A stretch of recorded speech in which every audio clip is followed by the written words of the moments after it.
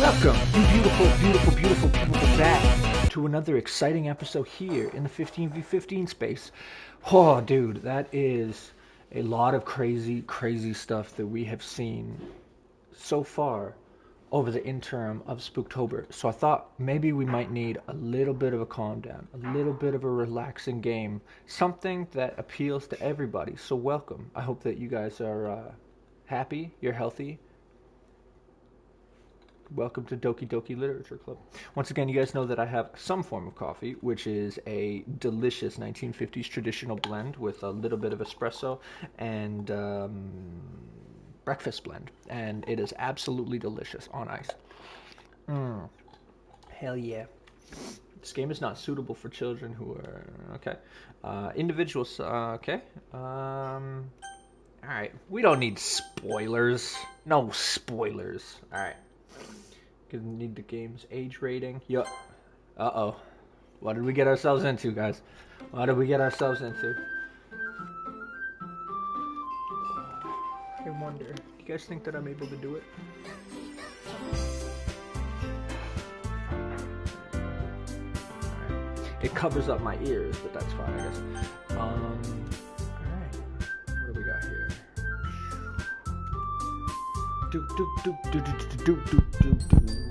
Perfect. How's it sounding? Sounding nice and clear? Oh yeah. That's my jam right there. Alright, so I don't really know anything about this game. So no spoilers. We don't do spoilers. But yeah. So I guess this is a dating sim game, developed back in 2017, I believe, and yeah, apparently a lot of YouTubers really enjoyed this game, so I thought maybe, you know, it might be a decent one. We were going to do a KFC sim dating, thanks to fucking Canaanite, because we lost the competition. Alright, let's call her...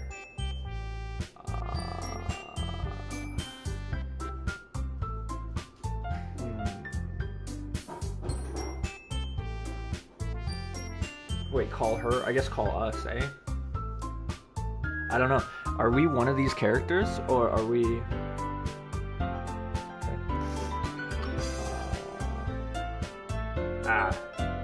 let's just call ourselves Boo. Or Guy. Yeah, let's just be called Guy. Bam. Kind of goes with a name. It's kind of like a name. But I'd have to think about it.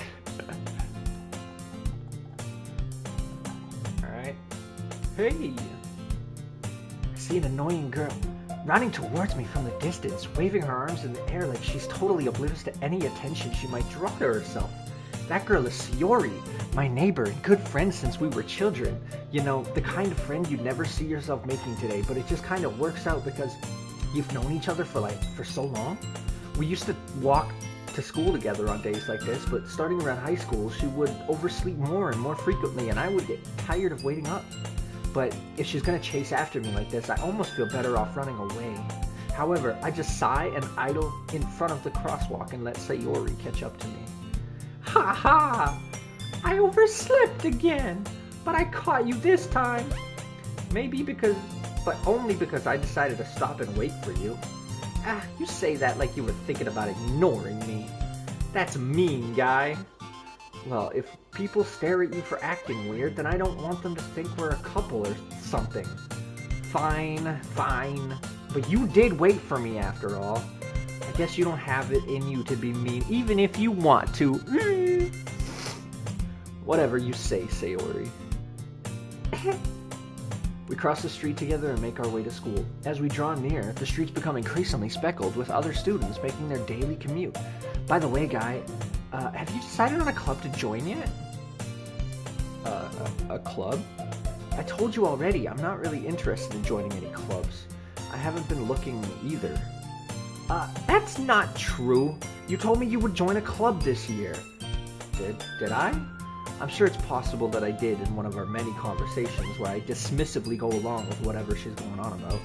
Sayori likes to worry a little too much about me when I'm perfectly content just getting by on the average while spending my free time on games and anime.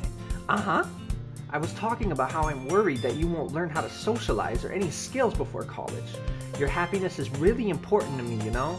And I know you're happy now, but I die at the thought of you becoming a NEET in a few years because you're not used to the real world. A NEET? What does that mean? You trust me, right? Don't make me keep worrying about you. Alright. I'll look at a few clubs if it'll make you happy. No promises, though. Will you at least promise me you'll try a little? Yeah, I guess I'll promise you that. Yay! Why do I let myself get lectured by such a carefree girl? More than that, I'm surprised I even let myself relent to her. I guess seeing her worry so much about me makes me want to ease her mind at least a little bit, even if she does exaggerate everything inside of her head. The school day is as ordinary as ever, and it's over before I know it. After I pack up my things, I stare blankly at the wall, looking for an ounce of motivation. Clubs. Sayori wants me to check out some clubs. I guess I have no choice but to start with the anime club. Hello? Sayori? Sayori must have come into the classroom while I was spacing out. I look around and realize that I'm the only one left in the classroom. I thought I'd catch you coming out of the class. I thought I'd catch you coming out of the classroom, but I saw you sitting here and spacing out, so I came in. Honestly, you're even worse than me sometimes. I'm impressed. You don't need to wait up for me. It's going to make you late on your own club. Well, I thought you might need some encouragement, so I thought, you know what? Well, that you can come to my club. Sayori. Yeah! There's no way I'm going to your club. Meanie. Sayori is vice president of the literature club. Not that I was ever aware that she had any interest in literature. In fact, I'm 99% sure she only did it because she thought it would be fun to help start a new club. Since she was the first one to show interest after the one who proposed the club, she inherited the title vice president. That said, my interest in literature is guaranteed to be even less. Yeah, I'm going to the anime club. Come on, please? Why do you care so much anyways? Well, I'm kind of told the club yesterday I would bring a new member, and Natsuki made cupcakes and everything. Yeah, don't make promises you can't keep, Sayori. I can't tell if Sayori is really that much of an airhead or if she's so cunning as to have planned all this out. Probably the latter. I let out a long sigh. Fine, I'll stop by for a cupcake, okay? Yeah, let's go! Alright, so I guess we're going to Literature Club. And thus, today marks the day I sold my soul for a cupcake. I dejectedly follow Sayori across the school and upstairs, a section of the school I rarely visit. Sayori, full of energy, swings open the classroom door. Everyone, the new member is here. I told you, don't call me a new member. I glance around the room. Welcome to the Literature Club. It's a pleasure to meet you. Sayori always says nice things about you. Seriously? You brought a boy? Ways to kill the atmosphere. Ah, Guy, what a nice surprise. Welcome to the club. All words escape me in this situation. This club is full of incredibly cute girls. What are you looking at? If you want to say something, say it. Sorry? Natsuki. The girl with the sour attitude whose name is apparently Natsuki is one I don't recognize. Her small figure makes... Oh, that was me. That was Guy. Her small figure makes her look like a first-year student. She is also the one who made cupcakes, according to Sayori. You can just ignore her when she gets moody. Sayori says that quietly into my ear, then turns back towards the other girls. Anyway, this is Natsuki, always full of energy. And this is Yuri, the smartest in the club. Don't say things like that. Yuri, who appears comparably more mature and timid, seems to have a hard time keeping up with people like Sayori and Natsuki. Well, it's nice to meet both of you. And it sounds like you already know Monica, is that right? That's right. It's great to see you again, Guy. Monica smiles sweetly. We do know each other. Well, we rarely talked, but we were in the same class last year. Monica was probably the most popular girl in the class. Smart, beautiful, athletic, basically completely out of my league. So having her smile at me so genuinely feels a little... You too, Monica. Come sit down, guy. We made room for you at the table so you can sit next to me or Monica. I'll get the cupcakes. Hey, I made them. I'll get them. Sorry, I get a little too excited. Then how about I make some tea as well? The girls have a few desks arranged to form a table. As Sayori mentioned, it's been widened so that there's one space next to Monica and one space next to Sayori. Natsuki and Yuri walk over to the corner of the room where Natsuki grabs a wrapped tray and Yuri opens the closet. Still feeling awkward, I take a seat next to Sayori. Natsuki proudly marches back to the table, tray in hand. Okay, are you ready? Ta-da! Oh, what? Natsuki lifts the foil off the tray to reveal a dozen white fluffy cupcakes decorated to look like little cats. The whiskers are drawn with icing and little pieces of chocolate were used to make ears. So cute! I had no idea you were so good at baking, Natsuki. Well, you know. Just hurry and take one. Sayori grabs one first, then Monica. I follow. It's delicious! Sayori talks with her mouth. Delicious! Sayori talks with her mouth full. I turn the cupcake around in my fingers, looking for the best angle to take a bite. Natsuki is quiet. I can't help but notice her sneaking glances in my direction. Is she waiting for me to take a bite? I finally bite down. The icing is sweet and full of flavor. I wonder if she made it herself. This is really good. Thank you, Natsuki. Why are you thanking me? It's not like haven't I heard this somewhere before? Made them for you or anything. I thought you technically did. Sayori said, well, maybe, but not for you, you dummy. All right. I give up on Natsuki's weird logic and dismiss the conversation. Oh, sounds like someone's got a crush. Yuri returns to the table carrying a tea set. She carefully places a teacup in front of each of us before setting down the teapot next to the cupcake tray. You keep a whole set in the classroom? Don't worry, the teacher gave us permission. After all, doesn't a hot cup of tea help you enjoy a good book? I guess. Don't let yourself get intimidated. Yuri's just trying to impress you. That's not... Insulted, Yuri looks away.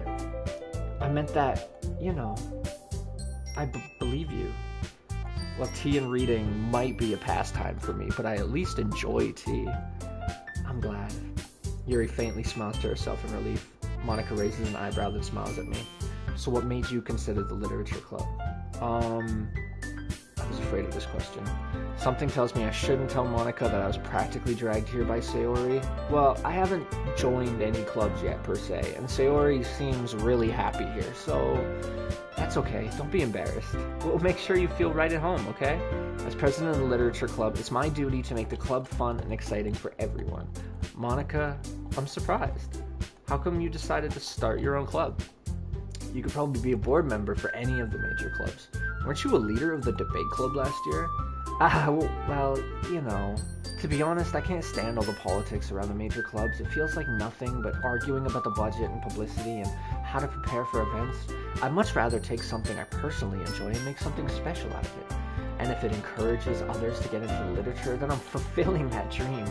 Monica really is a great leader. Yuri also nods in agreement.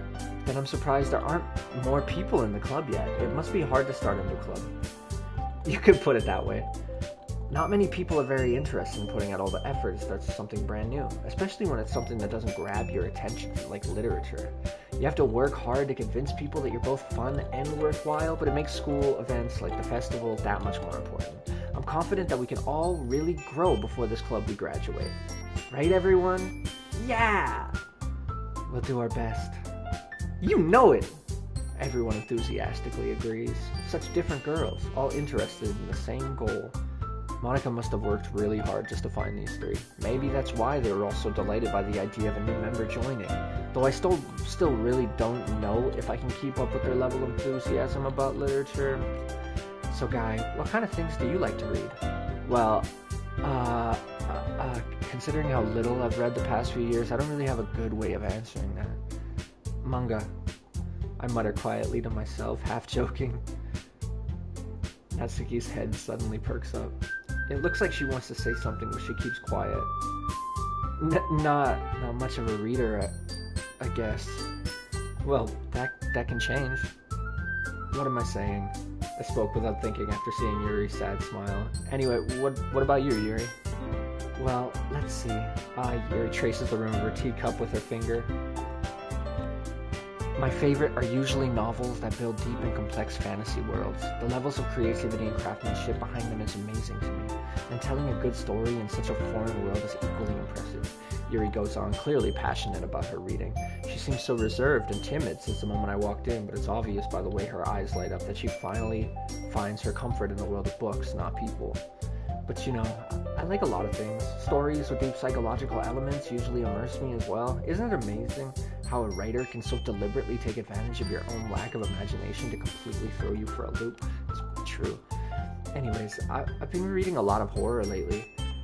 I read a horror book once. I read a horror book once.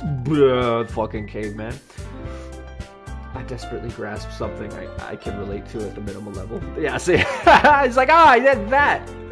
It's like, you like books? I like words. At this rate, Yuri might as well be having a conversation with a rock. Really? I wouldn't have expected that, Yuri. For someone as gentle as you? I guess you could say that. But if a story makes me think or takes me to another world, then I really can't put it down. Surreal horror is often very successful at changing the way you look at the world, if only for a brief moment. I hate horror. Oh, why is that? Well, Natsuki's eyes dart over me for a split second. Never mind. That's right, you usually like to write about cute things. You usually like to write about cute things, don't you, Natsuki? What? What gives you that idea? You left a piece of scrap paper behind last club meeting. It looked like you were working on a poem called Don't Say It Out Loud!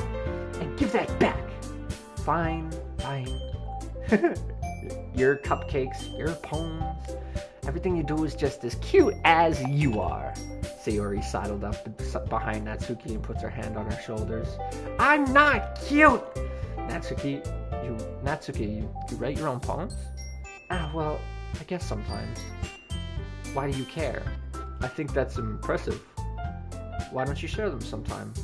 No! Natsuki averts her eyes. You wouldn't like them. Not very confident writer yet? I understand how Natsuki feels. Sharing that level of writing takes more than just confidence. The truest form of writing is writing to oneself. You must be willing to open up to your readers, exposing their vulnerabilities and showing even the deepest reaches of your heart. Do you have a writing experience too, Yuri? Maybe if you share some of your work, you can set an example and help Natsuki feel comfortable enough to share hers. I guess it's the same for Yuri. I wanted to read everyone's poems. We all sit in silence for a moment. Okay, I have an idea, everyone. Natsuki and Yuri look quizzically at Monika. Let's all go home and write a poem of our own. Then, next time we meet, we'll all share them with each other. That way, everyone is even. Yeah, let's do it! Plus, now that we have a new member, I think it will help us all get a little more comfortable with each other and strengthen the bond of the club. Isn't that right, guy? Monika smiles warmly at me once again. Hold on, there's still one problem. What's that? Now that we're back to the original topic of me joining the club, I bluntly come forth with what's been on my mind the entire time. I never said I would join this club.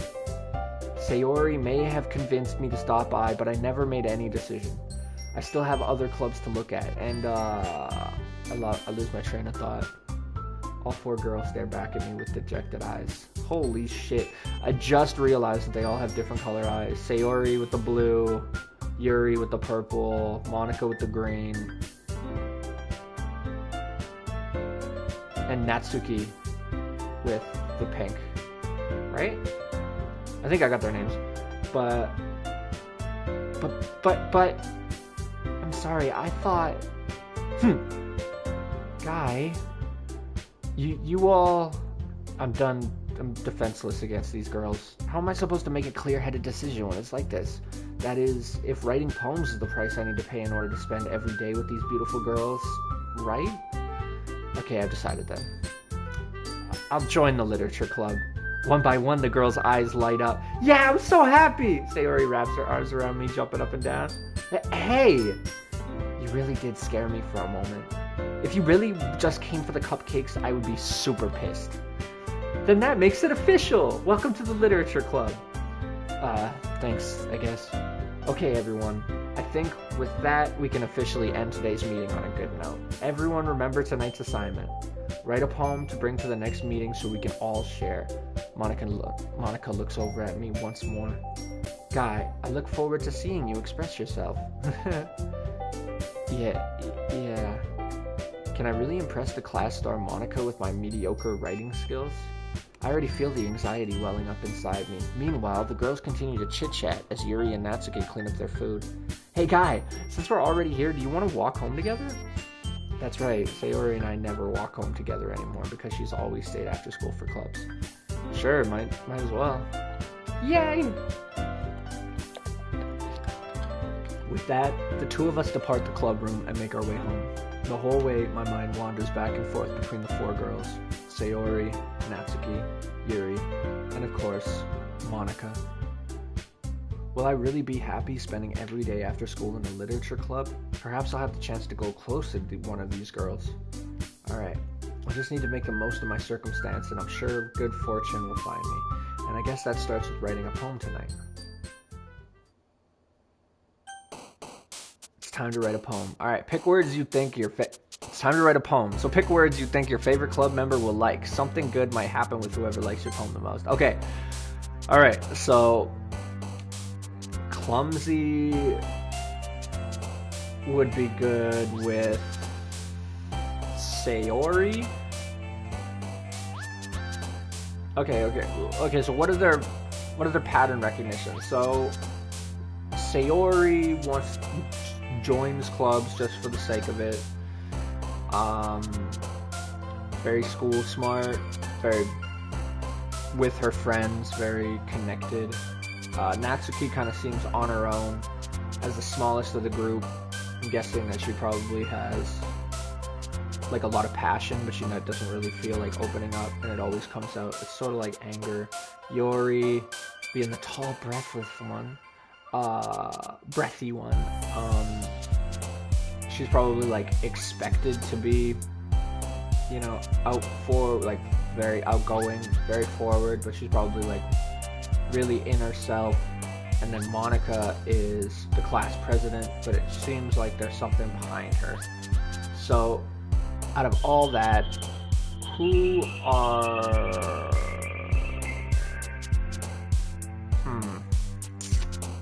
Well... Okay. Oh, did you notice that Monica's sticker's not there? That's interesting. Okay, let's, well,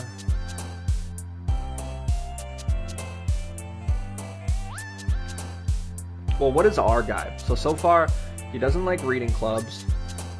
Him and his friend that they've been for a long time don't really hang out anymore. We don't really know anything about Guy, his interests.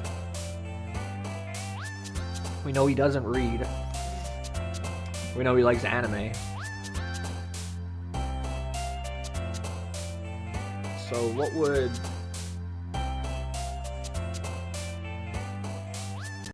got a trophy called Doki Doki Poetry Slam. It's probably because we sat here and did nothing for 5 minutes. Oh shit.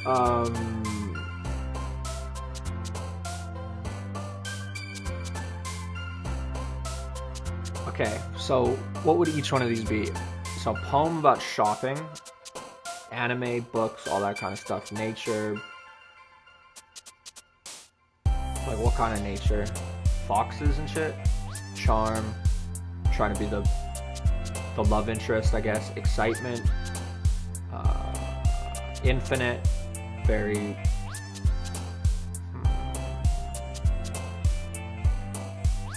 warm, clumsy. I guess we'll go with warm.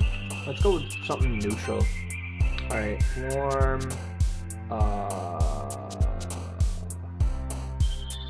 daydream,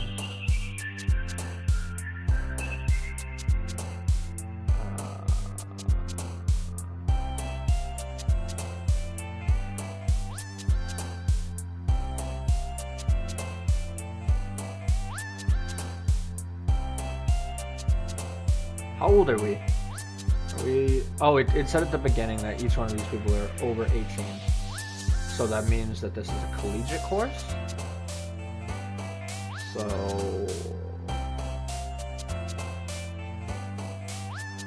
uncontrollable.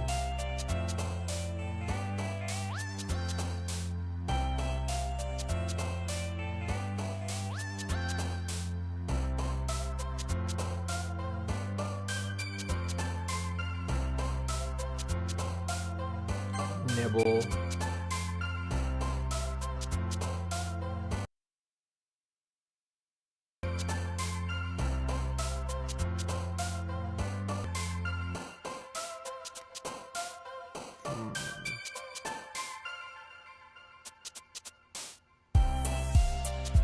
Clouds. Boop. Fucking boop, bro. Ah, my ears. Get fucking booped, bro. Alright. These things hurt, dude.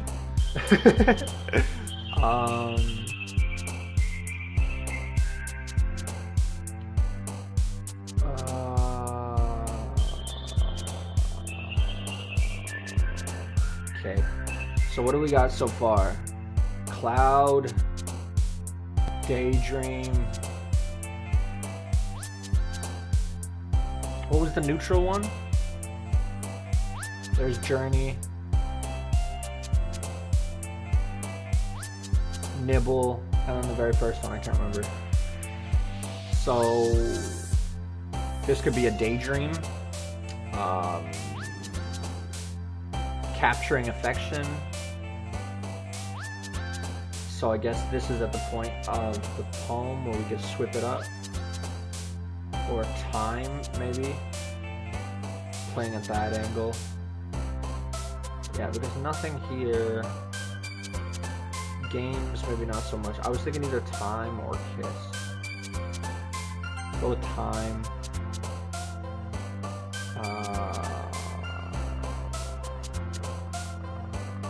I mean, we gotta go with the self-reference, bro.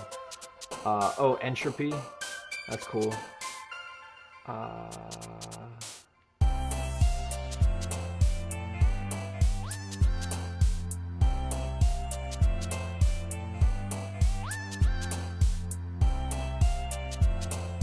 I mean, we talked about time. We could talk about the burning of energy by saying entropy. Suicide, holy shit.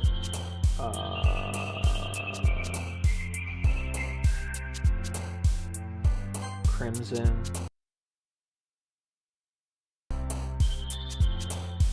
Alright, now let's start to flip it. Raindrops. Let's keep that motif. Rain. We got Daydream, we got Clouds, we got Rain.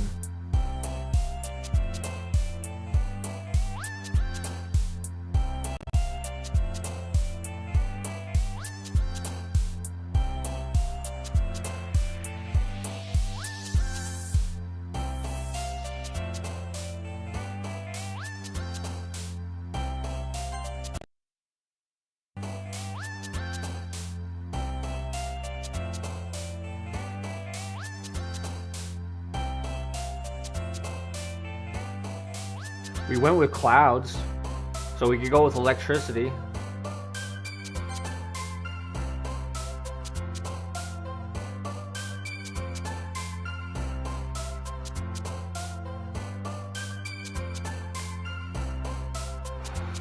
So we went with nibble. We also did kiss. We could, if we did pleasure, that would wrap that motif off. The daydream, to the time, to the existence, we'll wrap that one off. To the nibble, to the kiss, to the pleasure, would wrap that one off. Or bliss, because both fit nicely. Pleasure could be a play on for cookie, right? Because we said nibble.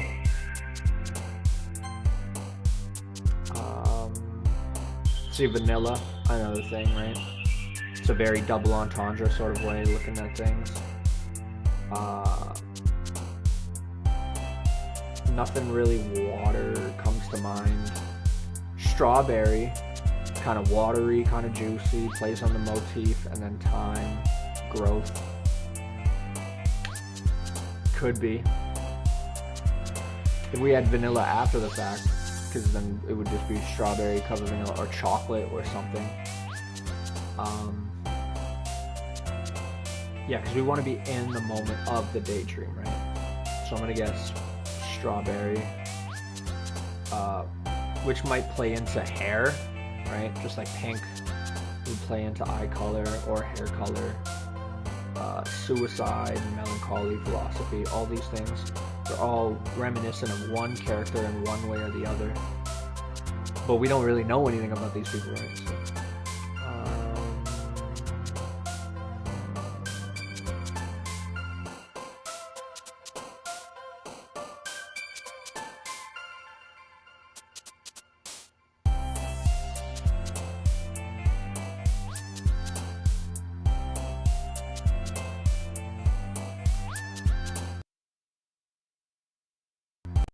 go back to the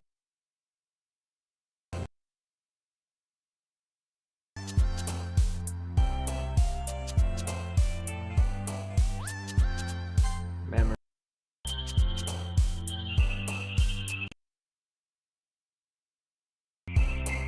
So we could go with unrequited, we could go with Valentine, we could go with time motif. It is the entropy motif. It could be death. So this could be a daydream, enjoying it, going through it, and then partly falling out of the daydream at the same time.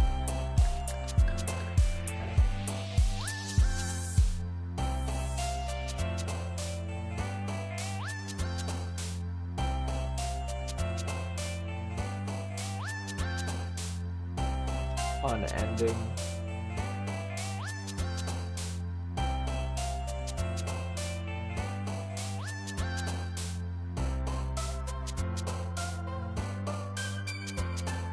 Unending question. Alright. So what did we get? What did we get, guys? You want to grade us? Do you want to grade us? Hi, gang guy. Glad to see you didn't run away on us. Nah, don't worry. This might be a little strange for me, but I at least keep my word. Well, I'm back at the literature club. I was last to come in, so everyone else is already hanging out. Thanks for keeping your promise, guy. I hope this isn't too overwhelming of a commitment for you, making you dive headfirst into literature when you're not accustomed to it. Oh, come on, like he deserves any slack. Sayori told me you didn't even want to join any clubs this year. And last year, too. I don't know if you plan to just come here and hang out or what. But if you don't take us seriously, then you won't see the end of it. Natsuki, you certainly have a big mouth for someone who keeps her manga collection in the club room. Natsuki finds herself stuck between saying Monica and manga. Manga is literature. Swiftly defeated, Natsuki plops back into her seat. Don't worry, guys. Guy always gives his best as long as he's having fun. He helps me with busy work without me even asking, like cooking, cleaning my room. How dependable. Sayori, that's because your room is so messy it's distracting. And you almost set your house on fire once. Is that so? You two are really good friends, aren't you? I might be a little jealous. How come? You and Guy can become great friends too. Sayori. As usual, Sayori seems oblivious to the weird situation she's put me into. Oh, yeah. Even brought you something today, you know? Well, wait, Sayori. Me? Not really. Don't be shy. It's really nothing. What is it? Never mind. Sayori made it sound like a big deal when really it's not. What do I do? I'm sorry, Yuri. I wasn't thinking. I guess that means it's up to me to rescue this situation. Hey, don't worry about it. First of all, I wasn't expecting anything in the first place, so any nice gesture from you is a pleasant surprise. It'll make me happy no matter what. Is that so? Yeah, I won't make a big deal if you don't want it to be. Alright, well, here. Yuri reaches into her bag and pulls out a book. I didn't want you to feel left out, so I picked out a book that I thought you might enjoy. It's a short read, so it should keep your attention even if you don't usually read. And we could, you know, discuss it if you wanted. This is... How is this girl accidentally being so cute? She even picked out a book she thinks I'll like despite not reading much. Yuri, thank you. I'll definitely read this. I enthusiastically take the book. Well, you can read it at your own pace. I look forward to hearing what you think. Now that everyone's settled in, I expected Monica to kick off some scheduled activities for the club, but that doesn't seem to be the case. Sayori and Monica are having a cheery conversation in the corner. Yuri's face is already buried in a book. I can't help but notice her intense expression like she was waiting for this chance. Meanwhile, Natsuki is rummaging around in the closet. I'm really curious to talk to Yuri a little bit more, but at the same time, I would feel bad for distracting her from reading. I catch a glimpse of the cover of her book. It looks like the same that she lent me. More than that, it seems to be on the first few pages. Crap. I think she noticed me looking at her. She sneaks another glance at me, and our eyes meet for a split second. But that only makes her hide her face deeper in her book. Sorry. I was just spacing out. I mutter this, sensing I made her uncomfortable. Oh, it's fine. If I was focused, I probably wouldn't have noticed in the first place, but I'm just reading a bit of this, so... That's the book that you gave me, right? I wanted to reread some of it. Not for any particular reason. Just curious, how come you have two copies of the same book? Well, when I stopped at the bookstore yesterday, that's not what I meant. I mean, I just happened to buy two of them. I see. There's something fairly obvious here that Yuri isn't telling me, but I decided to let it go. I'll definitely start reading it soon. Yo, what up, Sharky? I'm glad to hear. Once it starts to pick up, you might have a hard time putting it down. It's a very engaging and relatable story. Is that so? What's it about anyways? Well, Yuri closes the book and scans her eyes over the back. The book's titled Portrait of Markov. There's an ominous... Just working on trophy hunting Dragon Quest Heroes There's 2. an ominous-looking eye symbol on the front cover. Alright, I just wanted to make sure I don't accidentally give anything away. Basically, it's about this girl in high school who moves in with her long-lost younger sister. But as soon as she does so, her life gets really strange. She gets targeted by these people who escaped from a human experiment prison, and while her life is in danger, she needs to desperately choose who to trust. No matter what she does, she ends up destroying most of her relationships and her life starts to fall apart. That's kind of dark, isn't it? Yuri made it sound like it was going to be a nice story, so that dark turn came out of nowhere. Yuri gently giggles all of a sudden. Are you not a fan of that sort of thing, guy? No, it's not that. I mean, I can definitely enjoy those kind of stories, so don't worry. I hope so. Yeah, I totally forgot that Yuri is into those things. She's so shy and reclusive on the outside, but her mind seems to be completely different. It's just that those kind of stories, they challenge you to look at life from a strange new perspective. When horrible things happen, not just because someone wants to be evil, but because they have their own goals or their own philosophy that they believe in.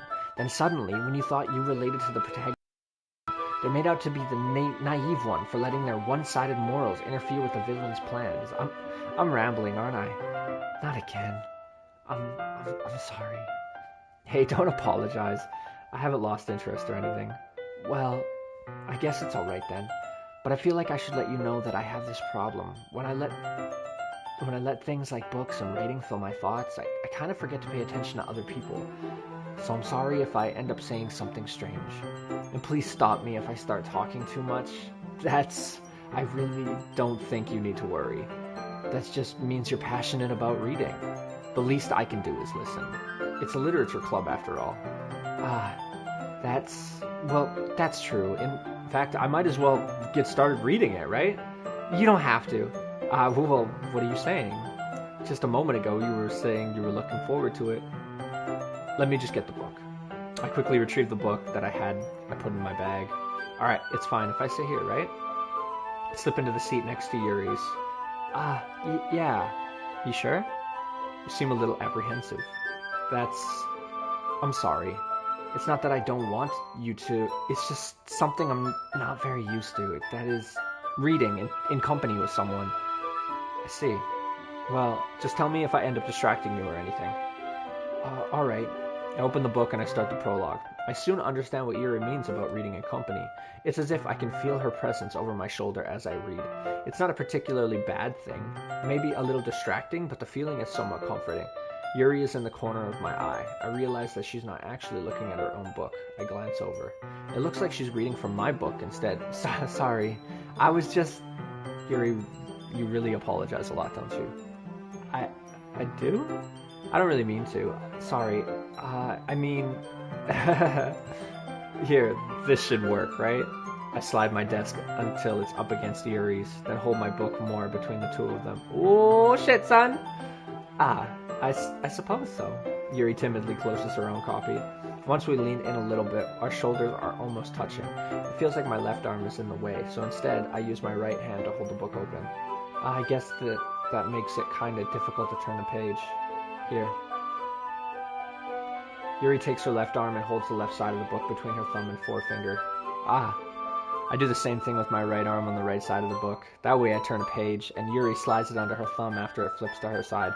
Teamwork, baby! Teamwork! But in holding it like this, we're huddled even closer together than before. It's actually kind of distracting me. It's as if I can feel the warmth of Yuri's face, and she's in the corner of my vision. Are you ready? To turn the page. Yeah, sorry. I think I got a bit distracted for a second. I glance over at Yuri's face again and our eyes meet. I don't know how I'll be able to keep up with her. That's okay. You're not as used to reading, right? I don't mind being patient if it takes you a bit longer. It's probably the least I can do, since you've been so patient with me. Yeah, thanks. We continue reading. Yuri no longer asks me if I'm ready to turn the page. Instead, I just assume that she finishes the page before me, so I turn it by my own volition. We continue the first chapter in silence. Even so, turning each page almost feels like an intimate exchange, my thumb gently letting go of the page, letting it flutter over to her side as she catches it under her own thumb. Hey Yuri, this might be a silly thought, but the main character kind of reminds me of you a little bit. You think so? How does she? Well, I guess she's more blunt in a lot of ways, but she also second guesses all of the things that she says and does. Like, she's afraid she'll do something wrong. If not, I can see into your head. It's not like I can see into your head or anything, but they're kind of some of your mannerisms. I see. Yuri remains silent for a moment. But Guy, that's probably a terrible thing to have in common with her. It's so embarrassing that you think like that. Wait. I didn't mean it in a bad way or anything. Sorry, I really didn't know you were self-conscious about that sort of thing. I guess I'm more meant that it's kind of cute. What are you saying all of a sudden? Okay, everyone. I think it's about time we share today's poems with each other. We might not have enough time if we wait too long. Yuri exhales, Yuri exhales, spared from finishing her thought. Is that alright, Yuri? You look kind of down. I'm sorry if you haven't been looking forward to this. It's not. It's fine. Yuri releases her hand from the book, causing it to close on top of my thumb. Alright. I guess I'd do some more reading tonight. Or would you prefer I only read it with you? I guess I don't have too much of a preference either way. In that case, I'll read a little more tonight. It'll be more fun to read with you after it picks up a little bit, you know? That's good reasoning. In that case, feel free to finish the first 2 chapters in your own time. Alright. I stand up. I make a mental note of where I left off in the book, then I slip it back into my bag. By the way, did you remember to write a poem last night? Yeah.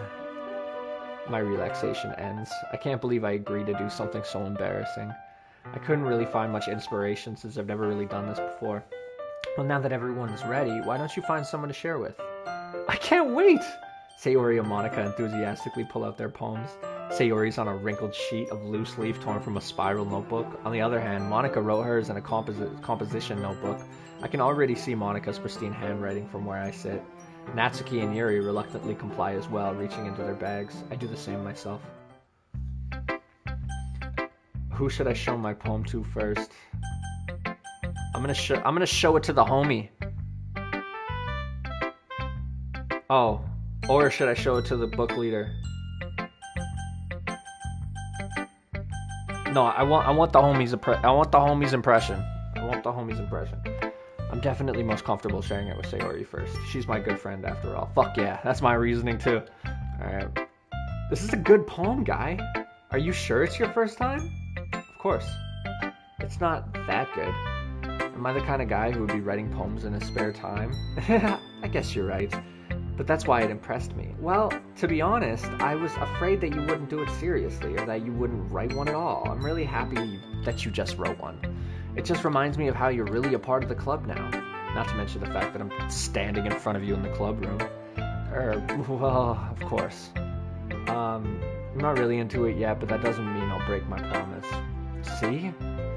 It's like I said before, guy. Deep down, you're not selfish at all, you know? Trying new things like this for other people, that's something that really good people do. Thanks, Sayori. I'm not sure if Sayori sees the full picture of my motive here, but then again, I can't deny that she's part of the reason I joined, knowing how much this means to her and all. Yeah? And I'm gonna make sure you have lots of fun here, okay? That will be my way of thanking you. Alright, I'm gonna hold you to that then. Yay! Now you'll read my poem too, right? Don't worry, I'm really bad at this. We'll see about that. Dear sunshine, the way you glow through my blinds in the morning, it makes me feel like you missed me. Kissing my forehead to help me out of bed, making me rub the sleepy from my eyes. Are you asking me to come out and play? Are you trusting me to wish away a rainy day? I look above, the sky is blue, it's a secret, but I trust you too. If it wasn't for you, I could sleep forever, but I'm not mad. Fuck yeah, dude. I want breakfast. Alright. Cool. Alright, Sayori. This is just a guess, but did you wait until this morning to write this? No. It's just a little bit. You can't answer just a little bit to a yes or no question. I forgot to do it last night. Well, at least that makes me feel a little bitter about myself. Don't be mean. I still tried my best. Ah, yeah. I didn't mean to say that it was a bad poem. It came out nice, or how should I put it? Sounds just like you. Really? Yeah. Especially that last line. I made eggs and toast! Holy fuck, this is great. Even though you were late to school, it's bad to skip breakfast. I get all cranky. Well, I guess there's no point in arguing. Anyway, thanks for showing me. This was so much fun. Monica's the best. Yeah. But next time, I won't forget. And I'm gonna write the best poem ever. Well, I guess I look forward to it. Fuck, dude. It's so hard to switch between characters and stuff. Fuck, dude. People that do this stuff like for a living are so impressive. So good. Alright. Who should I show my poem to next?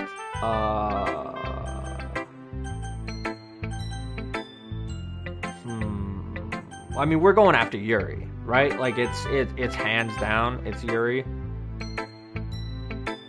Monica. Oh shit.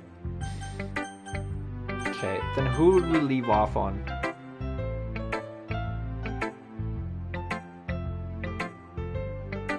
Let's go with Natsuki. Well, it's about what I expected from someone like you. That's a little blunt.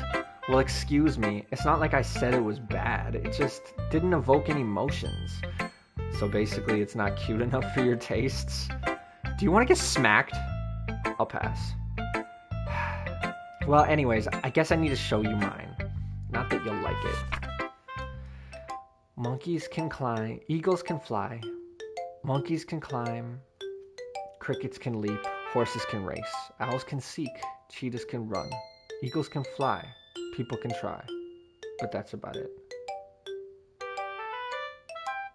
Okay, monkeys can climb, crickets can leap, horses can race, owls can seek, cheetahs can run, eagles can fly, people can try. I really like that one. That one's really fucking deep. So like monkeys are bred to climb, crickets are bred to leap, horses they're bred to run, owls they're bred to see, You know, cheetahs running, eagles flying, and then like that's just what people do best. People try. That's cool. That like all of these things encompassing and more that we can do. But the greatest thing about us is that we have the ability that we can do anything and try anything in the first place. I think that's very cool. I like that. And then people can try. People can try to do all these things and fail. No, you can't, because you can't climb as good as a monkey, and you can't jump as far as a cricket, and you can't run as fast as a horse, and you can't turn your head 180 degrees like an owl, and you can't run 80 miles an hour like a cheetah, and you can't fly at the rate that an eagle can. Yeah, it's without intervention, without something in between. But then that takes away from the idea of people. That takes away from the idea of human. This is their actual natural form, and what they're known for. They do the best, and so that's really cool. And so we can look at it like, yeah, people don't have one thing, but people are able to do try and do everything. So that's fuck yeah, I like that one. It's very simple. But you could talk about that for hours. Yeah, I told you that you weren't gonna like it. I like it. I am. Why are you so convinced? Like it? Well, because everyone in high school thinks that writing has to be all sophisticated and stuff.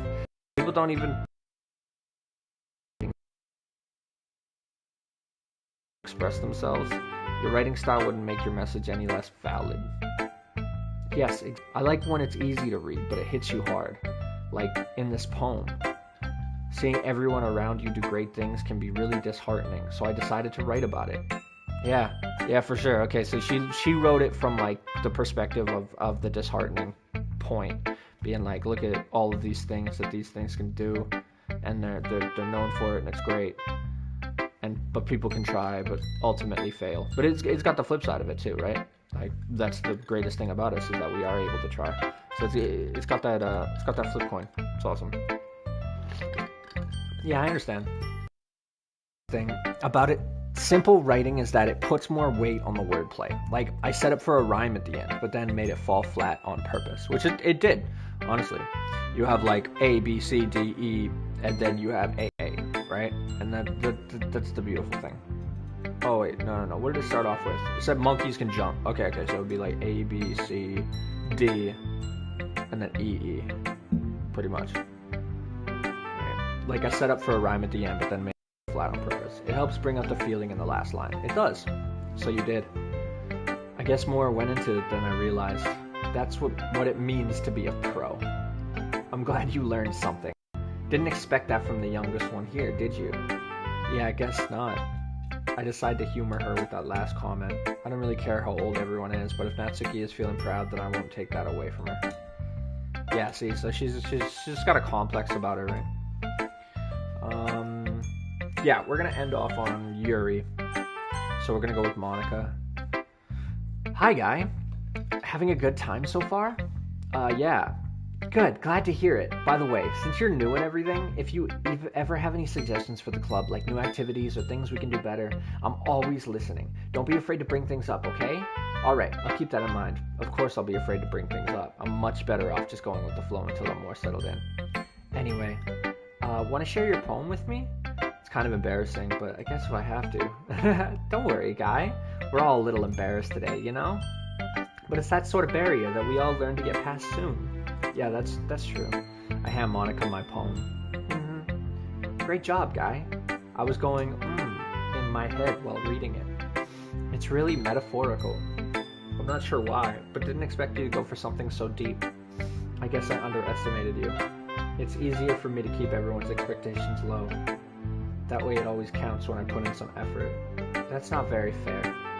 That's anyways. Alright, caught me off guard a little bit, being like, I didn't expect. Is that supposed to be? Alright. You know that Yuri likes this kind of writing, right?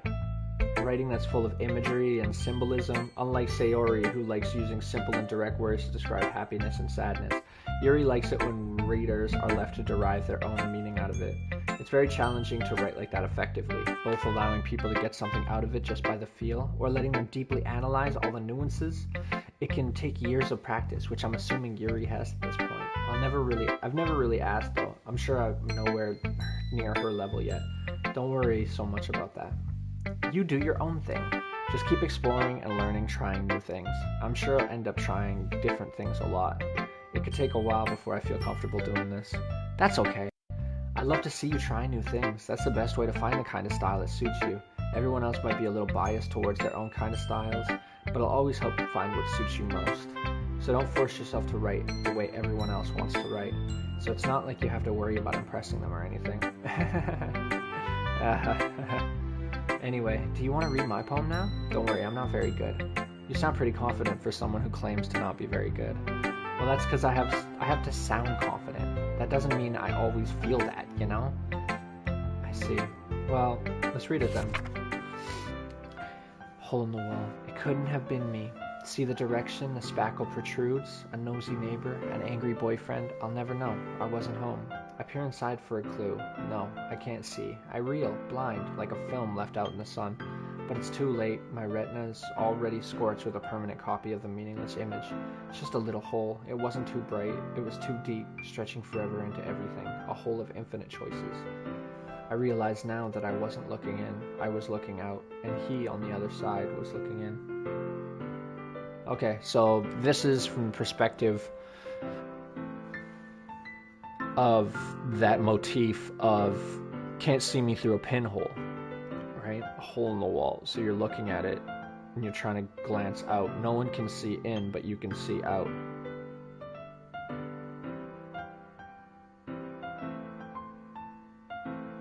And it says, see the direction the spackle protrudes.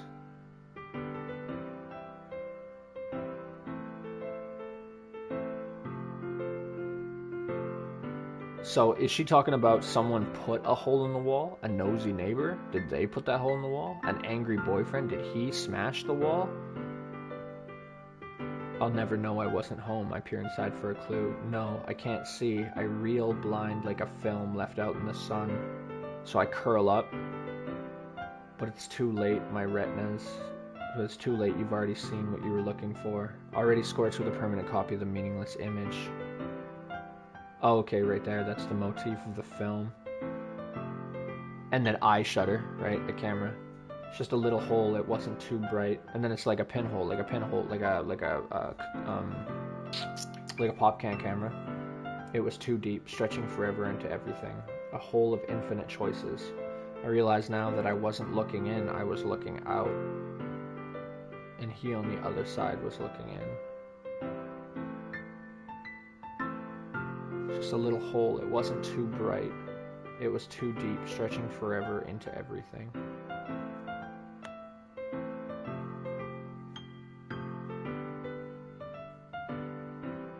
Already scorched with a permanent copy of the meaningless image. It's just a little hole. It wasn't too bright. It was too deep, stretching forever into everything. Hole of infinite choices. I realize now that I wasn't looking in, I was looking out. So peering it from inside herself, seeing the world, feeling like she's analyzing something, but the analyzation is just the opening of something bigger, perhaps? Bigger opportunities, bigger world. Whoever this man is, I don't know if this man, was he the nosy neighbor? Was he an angry boyfriend? I'll never know. I wasn't home. So are you meaning that you weren't home as in you weren't here when that had occurred? Or you weren't home because you were busy looking through the window, looking through the hole? That one's deeper. That one's deeper. That's like my type of writing. I like that. I really do. But yeah, you could spend hours looking into that, looking into the camera motif, looking into the film, the eyes, what the eyes mean. You could look at from the wall, what the wall symbolizes, how it is separation from what you're looking at outwards, or what you're protected from something coming. You know, like what you're talking about a peephole, you're talking about a peephole on the door, you're talking about a hole in the wall, you're talking about whatever. Right. Yeah, a nosy neighbor, an angry boyfriend, so like punching a hole in the wall or poking a hole in the wall. A nosy neighbor, poking a hole to see what's going on outside of it. But also, like, is she the nosy neighbor, an angry boyfriend, or the angry girlfriend? Was she the nosy neighbor and an angry girlfriend? Because whoever it was that was looking out was also looking in, matching that same energy, looking at possibility, looking at the world. So that's beautiful, dude. That's fucking beautiful. I like that one. All right. So what do you think? It's very freeform, if that's what you call it. Sorry, I'm not really the right person to ask for feedback. It's okay. Yeah, the kind of style has gotten pretty popular nowadays. That is, a lot of poems have been putting emphasis on the timing between words and lines. When performed out loud, it can be really powerful. What was the inspiration behind this one? Well, I'm not sure if I know how to put it. I guess you could say that I had some kind of epiphany recently. It's been influencing my poems a bit. An epiphany? Yeah, something like that. I'm kind of nervous to talk about deep stuff like that because it's kind of coming on strongly. Maybe after everyone is better friends with each other. Anyway, here's Monica writing tip of the day. Sometimes when you're writing a poem or a story, your brain gets too fixated on one specific point. If you try so hard to make it perfect, then you'll never make any progress. Just force yourself to get something down on the paper and tidy it up later. Another way to think about it is this. If you keep your pen in the same spot for too long, you'll just get a big dark puddle of ink. So just move your hand and go with the flow. That's my advice for today. Thanks for listening. Welcome to my TED Talk. Who should I show my... To Yuri, bruh. As Yuri reads the poem, I notice her eyes lighten. Exceptional. What was that? Did I say that out loud? Yuri just covers her mouth, but then ends up covering her whole face. He's gonna hate me. You really didn't do anything wrong, Yuri. I guess you're right. What am I getting so nervous for?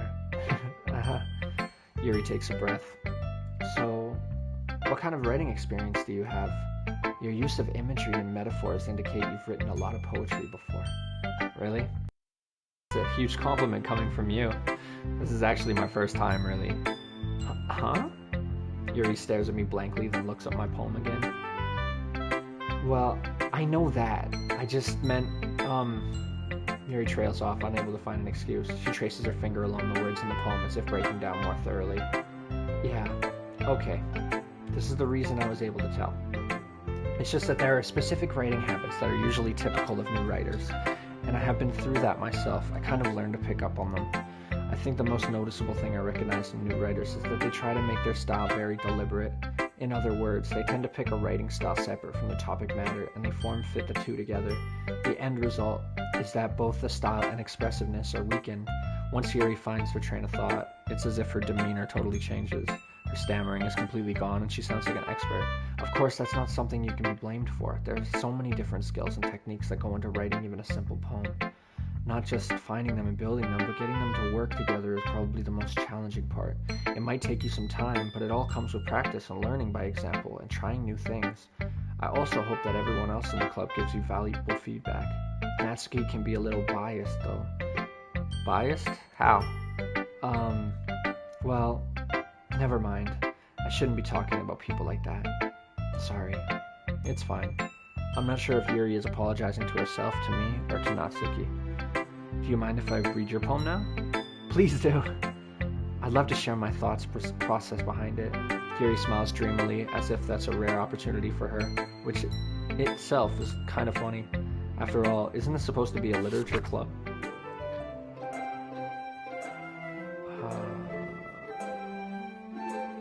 The tendrils of my hair illuminate beneath the amber glow. Bathing, it must be this one. The last remaining street light to have withstood the test of time. The last yet to be replaced by the sickening blue-green hue of the future. I bathe, calms breathing.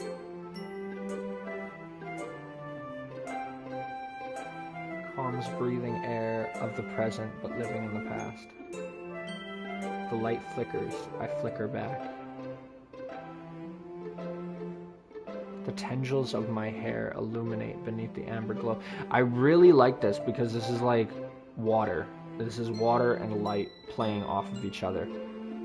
So it's like that last street lamp is like a searchlight in the water. It's searching. Tendrils, octopus, squid, right? Creatures of the deep. Bathing. Very watery, very recurring.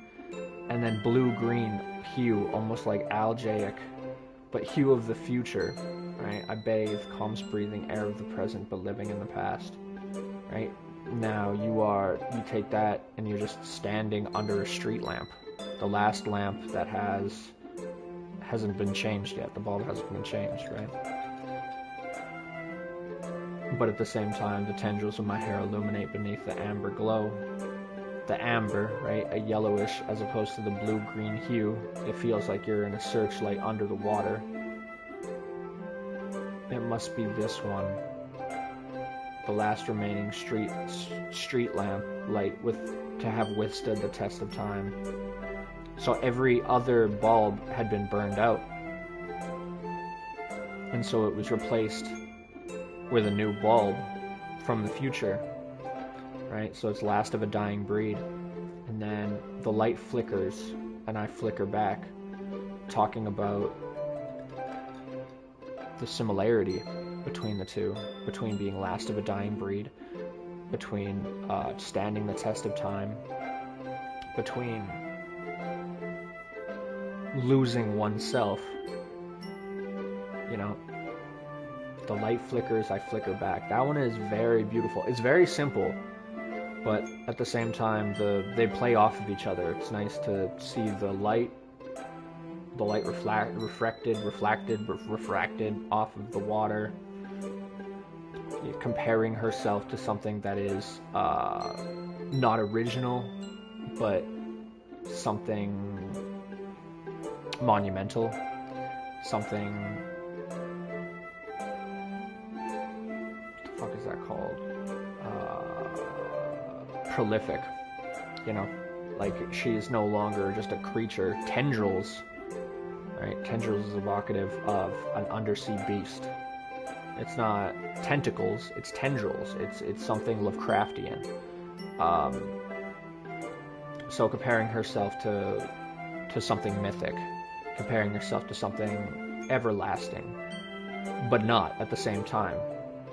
So like, whatever it is, whatever quality is that is her, she finds in the street lamp, in the way of the street lamp being the last one alive, being the last one of their kind, being the last one to change to the future. It's so simple, but so beautiful. I fucking love it. That one, or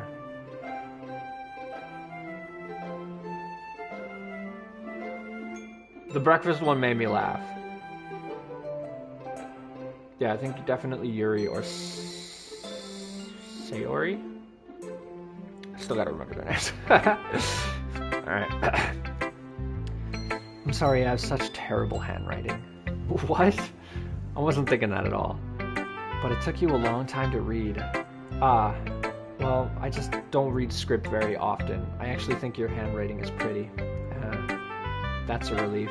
Also, I like the poem. Even though it's short, it was really descriptive. It wasn't too short? I usually write longer poems. Not at all. I'm really glad you like it. I'll be honest. Since it's our first time sharing, I wanted to write something a little more mild. Something easy to digest, I suppose. Are you into ghosts, Yuri? Actually, the story isn't about a ghost at all, guy. Really? I must have totally missed the point. Well, I suppose you did only glance over it after all. God damn it, why is our guy a fucking idiot? But remember that poets often express their own thoughts, feelings, and experiences in their work.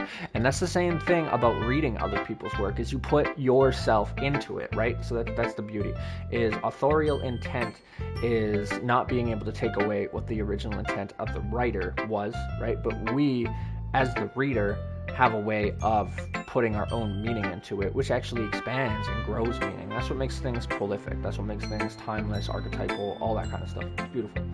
They usually do more than tell a simple story or paint a picture. In this case, perhaps the subject of the poem is only being symbolically compared to a ghost, lingering in her last remaining place of comfort, unable to let go of the past, and soon to be left with nothing. That's a lot more solemn putting it that way. I hadn't even thought of that. I didn't think of that. She did say the past and the future, so yeah, it would also be a ghost, but I was thinking more so on her motif of the tendrils. But yeah, see, that's what I mean, is we can pick up on something that the initial writing didn't. You find that like a lot in work, in like bodies of work, literature, where you can't exactly picture, pick up on specific things that the actual author is writing into, because it takes a level of inspiration that only the writer would have been privy to at that time. But looking back on it, if written well, every time reading it, you read a new poem every time, right? And that's the beauty of it. That's what makes narrative work stand the test of time, right? Mary Shelley's Frankenstein, very simple book, but I mean, it's still, it's talked about literary at length, you know, or you talk about like even books that you know, like Huckleberry Finn, To Kill a Mockingbird. Talk about like even things like Loser by Kaneki, whatever his name is. I can't remember. Spinelli? It might be Spinelli. You have like these simple things. You read it, and then you can read it 10 years later, and you get something new out of it, right? It's, I love it, man. I love it. Writing is fucking beautiful. It's a beautiful thing. That's impressive. It's nothing, really. Yours was impressive, too, so nah. If anything, I could probably learn a thing from you. You think so? Yeah, of course. You know, I was really nervous about doing all this, but in the end, I enjoyed it. I'm gonna keep doing my best for you, Guy. Me too. Hell yeah! I think that first day went fucking great. I guess that's everyone. I glanced around the room. That was a little more stressful than I anticipated. It's as if everyone is judging me for my mediocre writing abilities. Even if they're just being nice, there's no way my poems can stand up to theirs. This is a literature club after all, I sigh. I guess that's what I ended up getting myself into. Across the room, Sayori and Monica are happily chatting. My eyes land on Yuri and Natsuki. They gingerly exchange sheets of paper, sharing their respective poems. As they read in tandem, I watch each of their expressions change. Natsuki's eyebrows furrow in frustration. Meanwhile, Yuri smiles sadly. What's with this language?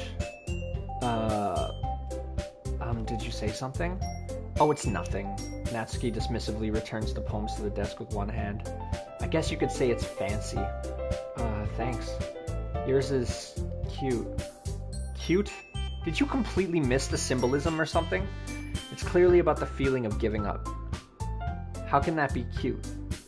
I know that. I just meant the language, I guess. I was trying to say something nice. Yeah, but that's not the way to fucking go about it. Already someone that doesn't want to be compared to cute. Already, you know. For someone so deep, she doesn't fucking pick up on cues very quick, does she? Yeah. I mean, you have to try that hard to come up with something nice to say. Thanks, but it really didn't come up nice at all. Well, I do have a couple suggestions. If I was looking for suggestions, I would have asked someone who actually liked it. Which people did, by the way. Sayori liked it, and Guy did too. So based on that, I'll gladly give you some suggestions of my own. First of all, excuse me, I appreciate the offer, but I've spent a long time establishing my writing style. I don't expect it to change anytime soon, unless of course I come across something particularly inspiring, which I haven't yet. And Guy liked my poem too, you know. He even told me he was impressed by it. Natsuki suddenly stands up. Oh? I didn't realize you were so invested in trying to impress our new member, Yuri. That's not what you're just... Yuri stands up as well. Maybe you're just jealous that Guy appreciates my advice more than he appreciates yours. Huh? And how do you know he didn't appreciate my advice more? Are you that full of yourself? No. If I was full of myself, I would deliberately go out of my way to make everything I do overly cutesy. Is everyone okay? Well, you know what? I wasn't the one whose boobs magically grew a size bigger as soon as Guy started showing up. Natsuki. Natsuki, it's a little... This doesn't involve you. I don't like fighting, guys. Suddenly, both girls turned towards me as if they noticed I was standing there. Guy, she's trying to make me look bad. That's not true. She started it. If she could get over herself and learn to appreciate that simple writing is more effective, then this wouldn't have happened in the first place. What's the point in making your poems all convoluted for no reason? The meaning should jump out at the reader, not force them to have to figure it out. Help me explain that to her, Guy. You guys are both correct. That's why it's a writing style. There's a reason we have so many deep and expressive words in our language. It's the only way to convey complex feelings and meaning the most effectively. Avoiding them is not only unnecessary, limiting yourself, it's also a waste. You understand that, right, Guy? Well, how did I get dragged into this in the first place? It's not like I know anything about writing. But whomever I agree with, they'll probably think more highly of me. So, of course... Natsuki glares at me, drying up any words I had in my mouth. So instead I turn to Yuri. But Yuri's expression is so defenseless that I can't bring myself to say anything to her. Sayori, yeah, everyone's fighting is making Sayori uncomfortable. How can the two of you keep fighting when you know you're making your friend feel like this? Guy, well, that's her problem. This isn't about her. I agree. It's unfair for others to interject their own feelings into our conflict. Yeah, but you fucking just threw me into it. It's not fair for others to be pinned against other people. What about you, Guy? What do you think?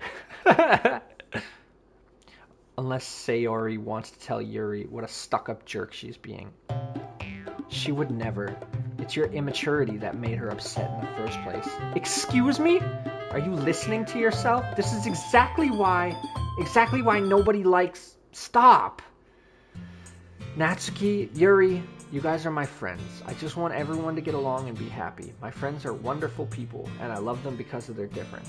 Natsuki's poems, they're amazing because they give you so many feelings with just a few words. And Yuri's poems are amazing because they paint a beautiful picture in your head. Everyone's so talented, so why are we fighting? Because, well... Also, Natsuki's cute and there's nothing wrong with that. And Yuri's boobs are the same as they always were. Big and beautiful. Sayori stands triumphantly. Monika stands behind her with a bewildered expression. I'll make some tea. Yuri rushes off. Natsuki sits down with a blank expression on her face, staring at nothing. So this is why Sayori is vice president. I whisper to Monika. She nods in return. To be honest, I might come off as a good leader and I can organize things, but I'm not very good with people. But I couldn't even bring myself to interject. As president, that's kind of embarrassing of me. Nah, it's not like I can blame you. I wasn't able to say anything either. Well, I guess that just means Sayori is amazing in her own ways, isn't she? You could say that. She might be an airhead, but sometimes it's weirdly suspicious that she knows exactly what she's doing. See, that's what I'm talking about. See, that's what I like about Sayori. That's why I reached out for her.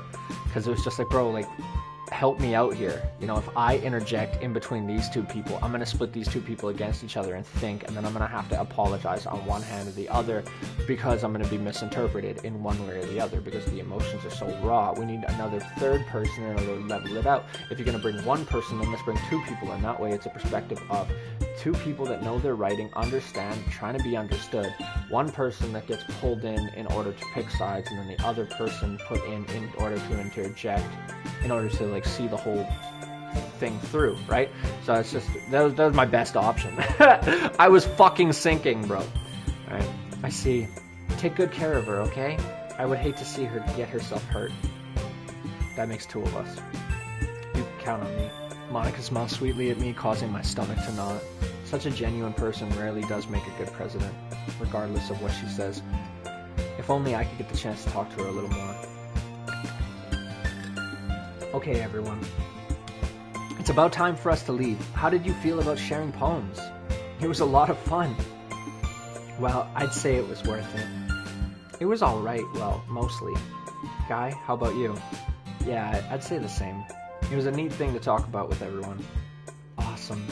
In that case, we'll do the same thing tomorrow. And maybe you learn something from your friends too, so your poems will turn out even better. I think to myself, I did learn a little bit about the kinds of poems everyone likes. With any luck, that means I can at least do a better job impressing those I want to impress. I nod to myself with newfound determination. Guy, ready to walk home? Sure, let's go. Sayori beams at me. It truly has been a while since Sayori and I have spent this much time together. I can't really say I'm not enjoying it either. See, I like all of them. They're cool. Sayori, about what happened earlier. What do you mean? You know, between Yuri and Natsuki. Does that kind of thing happen often? No. That's really the first time I've seen them fight like that. I promise they're both wonderful people. You don't hate them, do you? No, I don't hate them. I just wanted your opinion, that's all. I can see why they'd make good friends with you. You know, Guy, it's nice that I get to spend time with you in the club, but I think seeing you get along with everyone is what makes me the happiest. And I think everyone really likes you too. That's... every day is going to be so much fun. Sigh. It looks like Sayori still hasn't caught on to the kind of situation I'm in. Sure, being friends with everyone is nice, but does it really need to stop there? We'll just have to see what the future holds, Sayori. I put Sayori on the shoulder. I said that more to myself than to her, but it's easy to use Sayori as an internal monologue sometimes. Okay. Yeah, let's do this. I wonder if that's going to be a motif if we get caught in a situation that we're not going to be. Are we going to end up, like, getting it so that she,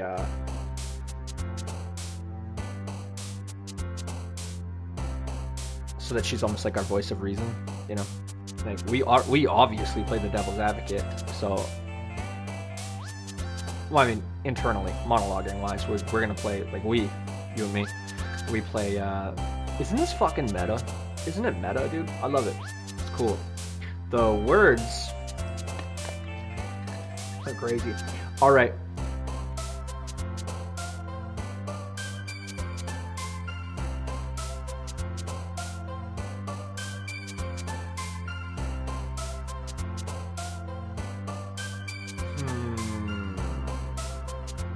Okay, so what is our goal here? We want to...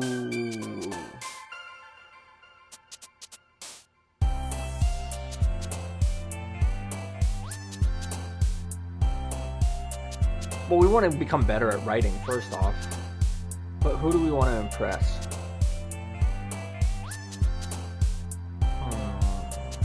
So we continue going with Yuri, for sure.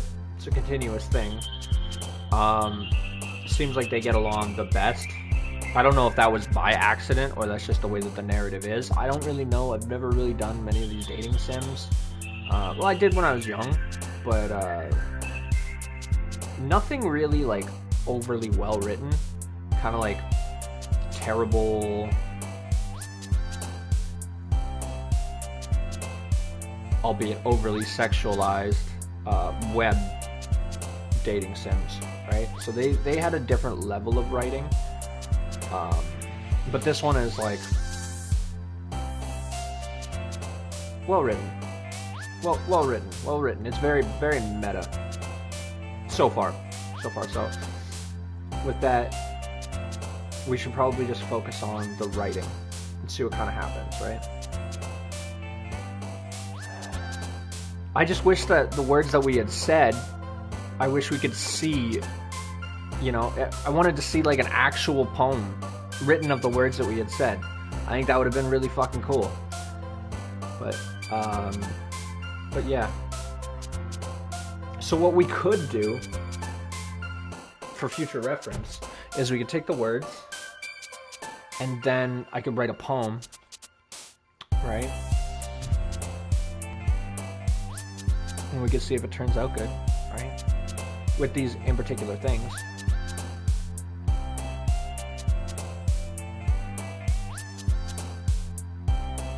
Like, well, what do we want to write about? Let's write about...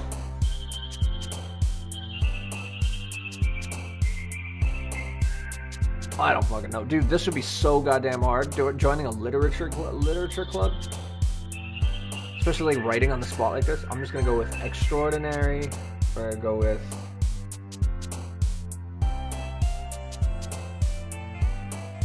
childhood. I'm going to go with...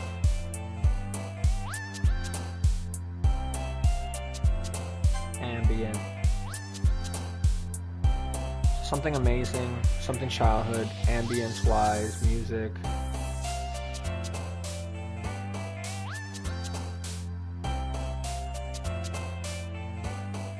Essence.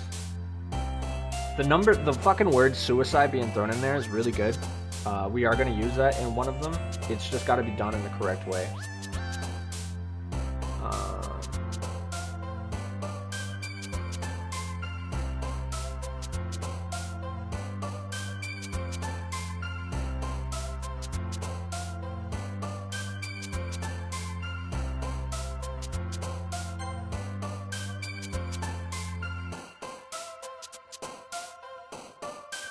We could do a callback because Crimson was in the first one, right? We could technically do that one. We could do Dream as well. That was in there as well. I feel like this one is... well, with the extraordinary, with the ambient, with the childhood, it's reminiscent of Harry Potter. Just like reading Harry Potter books as a child. So I'm wondering if we want to play into that idea.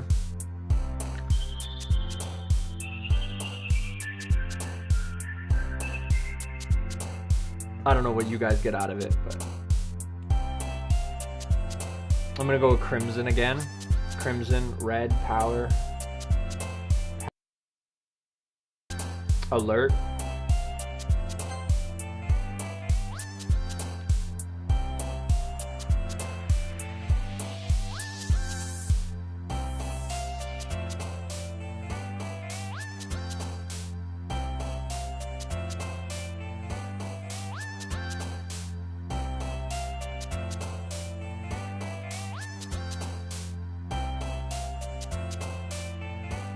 Crimson flower, that's very good.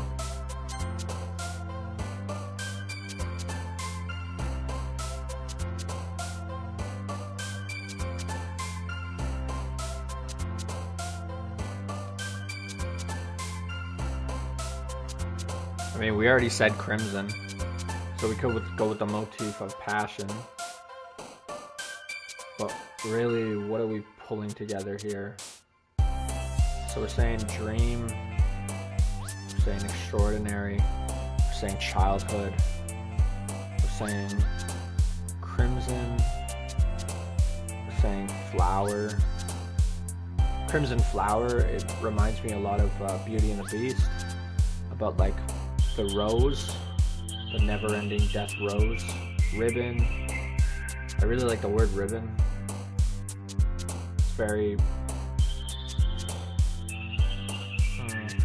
ocean, red, like the Red Sea. Flower. Dream, ocean, landscape, childhood, maybe ocean, right?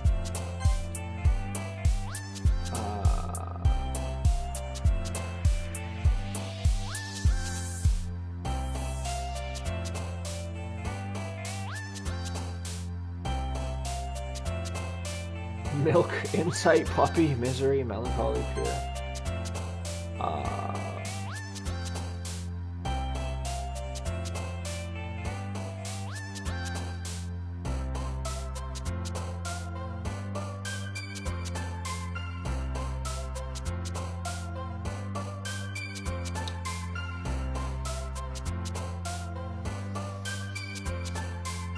So this one could be growth.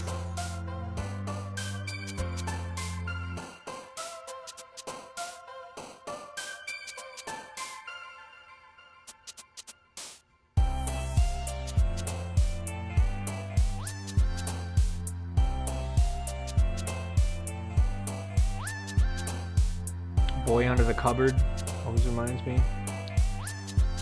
But yeah, we're talking about a literature club, right? So we're talking about writing. So we're looking at it from the perspective of the writer. But we're looking at it like a dream. We're looking at it passion and empowerment. Almost a continuation of our last motif, the dream, the waterfall, the strawberry, all very visual. We went with ambiance, so ocean, it's very soundy. But even the ribbon sounds like you feel that, right? Like velvet almost. Crimson, blood, passion.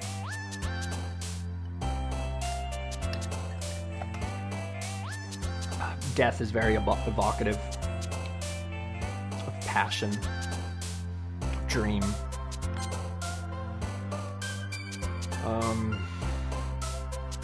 Disarray brings back that entropy.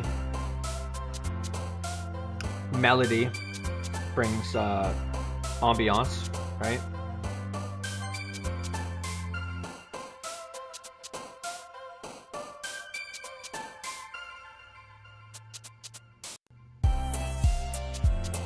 And extraordinary is kind of like fantastical, or destiny, or romance. Very red, very never-ending. That's flower, right? Crimson flower. So fantasy, right? Beauty and the Beast. Breath, breathe, destiny, incapable. I am gonna lean into that. I'm gonna go with romance.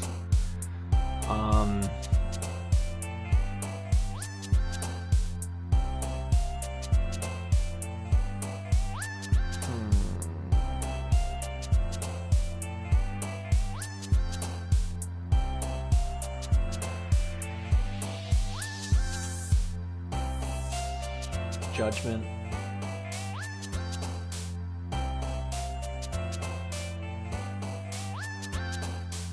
Bring back the idea of entropy. Burning energy. Right? Law of thermodynamics.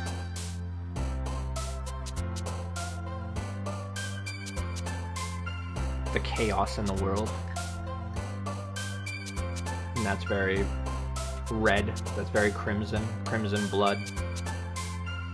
Dream, that can be chaotic.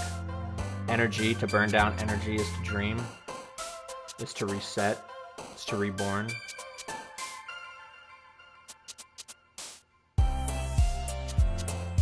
I did say flower before, so I think we're gonna bring that back by rose.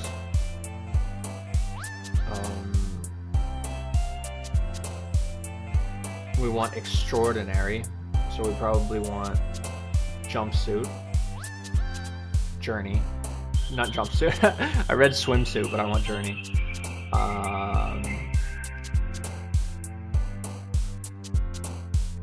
Oh, death, so we could go with existence, or we could go with tragedy. I'm gonna go with tragedy. I think the word tragedy is a lot, you can read a lot more into it than just existence. This last one was time. There's no time in this one. The forever dream, the forever sleep. That's death, that's tragedy.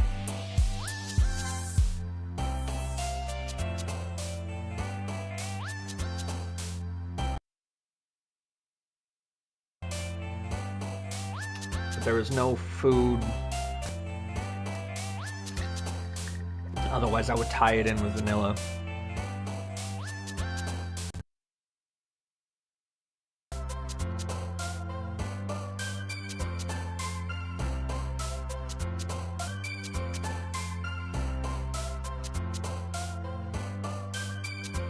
we could go with her water motif in order to like explain a little bit about what he's feeling. Maybe, perhaps. Contamination, that is also a really good one. But contamination of the sea, of the ocean, of the flowers, bringing them death, contaminating something pure, contaminating something that goes along with the childhood, that goes along with writing and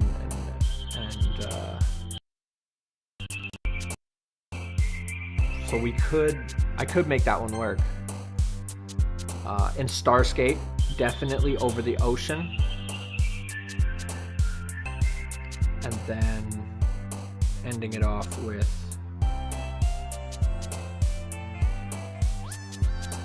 I think we started with pleasure, right? So if we ended with pleasure, that would bring it all around. Childhood delight, childhood pleasure, growth, growing through, finding love, finding pleasure in life and living in a dream being existence, dream being reality, the pleasure of comfort, the pleasure of excitement, the pleasure of legacy, and then ultimately the pleasure of death, right? So you could look at it in multiple ways, right? And you always want to end off something, bookend it in some way, right? And time was the last one. So I think, bam, baby. Hell yeah. I hope at the end of the game we get to see what it is and see like our growth through it. All right, another day passes, and it's time for the club meeting already. I've gotten a little more comfortable here over the past couple days. Entering the club room, the usual scene greets me. Hi, guy. Yo, Sayori. Looks like you're in a good mood today. I'm just still not used to being in the club, that's all. I see. It's a pretty simple thing to get you in a good mood, but I guess it's always the simple things with you anyway. Speaking of which, I'm kind of hungry. Will you come with me to buy a snack? No thanks. That's not like you at all. I have my reasons. Why don't we take a look at your purse, Sayori? Why's that? All of a sudden. No reason, really. Just wanted to look at it. Sayori nervously retrieves her coin purse. It's got nothing in it. She fumbles with the latch and gets it open. Then she turns it upside down, lets its contents spill onto the desk. Only 2 small coins fall out. I knew it. I can see right through you, Sayori. That's not fair. How did you even know? It's simple. If you have enough money in the first place, you would have bought a snack before coming to the club room. So either you're not hungry and want an excuse to take a walk, or you plan to conveniently forget that you spent all your money so that I would lend you some. But there's one more thing. You're always hungry. And so that only leaves the one option. I give up. Don't make me feel guilty. If you feel guilty, that means you deserve to feel guilty. Yuri suddenly giggles. I didn't notice that she was listening in. Her face is in her book, as always. I wasn't listening or anything. It was just something in my book. Yuri! Tell Guy to let me borrow some money. Don't get me involved like that, Sayori. Besides, you should only buy what you can responsibly afford. And frankly, after pulling a mischievous little stunt like that, your suffering is fair enough retribution. I didn't mean that. I got too absorbed in my book. I really like when you speak your mind, Yuri. It doesn't happen much, but it's a fun side of you. There's no way you could think that. You were right, though. I did something bad, now I have to accept the retribution. That. Still coming from you, Sayori. I guess there's a little devil inside of all of us, isn't there? Don't let her fool you. Sayori knows exactly what she's doing. After all, she told you guys she was bringing me to the club before she even told me. But you wouldn't have come if it weren't for the cupcakes. So I had to trick Natsuki into making them. Come on, give me more credit than that, Sayori. Out of nowhere, something smacks Sayori in the face and tumbles onto the desk. Gah! Ow! What was... a cookie? Sure enough, it's a giant cookie wrapped in plastic. Sayori glances around. Uh-oh. Is this a miracle? It's because I paid my retribution? It's because I paid my restitution? Retribution. Actually, that one almost worked. I was just gonna give it to you. But then I heard you blab about the cupcakes. It was totally worth seeing your reaction, though. Natsuki, that's so nice of you. I'm so happy. Sayori hugs the cookie. Just eat it. Sayori rapidly tears open the wrapper and takes a big bite. So good. Sayori suddenly clasped her hands over her mouth. I bit my tongue. You're going through a lot over just one cookie. Natsuki takes a bite of her own cookie. Yours looks really good too, Natsuki. Can I try it? Jeez, beggars can't be choosers. But yours is chocolate. Yeah, why do you think I gave you that one? Fine. Still, I'm really happy that you shared this one with me. Sayori, get out of her seat and goes behind. Ah, jeez, I get it. Cookie still in hand. Up to nudge Sayori off her. Sayori. Natsuki's cookie. Hey! Did you seriously just do that? Sayori trots away to safety. Yuri and I laugh as well. Jeez, you're such a kid sometimes. Monica, can you tell Sayori... Natsuki glances around. Monica isn't in the club room. Where's Monica anyways? Good question. Have any of you heard anything about her being late today? Not me. Yeah, I haven't either. That's a bit unusual. I hope she's okay. Of course she's okay. She probably just had something to do today. She's pretty popular after all. You don't think she has a... I wouldn't be surprised. She's probably more desirable than all of us combined. That's true. Excuse me? Suddenly the door swings open. Sorry, I'm super sorry. There you are. I didn't mean to be late. I hope you guys weren't worried or anything. Monica chose the club over her boyfriend after all. You're so strong-willed. But boyfriend? What on earth are you talking about? Monica quizzically glances at me. Never mind that. What held you up anyway? Well, my last period today was study hall. To be honest, I kind of lose track of time. That makes no sense, though. You wouldn't have heard the bell ring, at least. I must not have heard it, since I was practicing piano. Piano? I wasn't aware you played music as well, Monica. I don't really. I kind of just started recently. I always wanted to learn piano. That's so cool! You should play something for us, Monica. Monica looks at me. Maybe once I get a little better, I will. Yay! That sounds cool. I'd also look forward to it. Is that so? In that case, I won't let you down, guy. Monica smiles sweetly. I didn't mean any pressure or anything like that. Don't worry. I've been practicing a whole lot recently, and I'd really love the chance to share once I'm ready. I see. In that case, best of luck. Thanks. So I didn't miss anything, did I? No, not really. I chose to leave out Sayori's mischievous escapade. I'm sure Natsuki will end up complaining to her anyway. It looks like everyone has already settled down. Sayori somehow already finished her entire cookie. Yuri is back to her book, and Natsuki disappeared into the closet.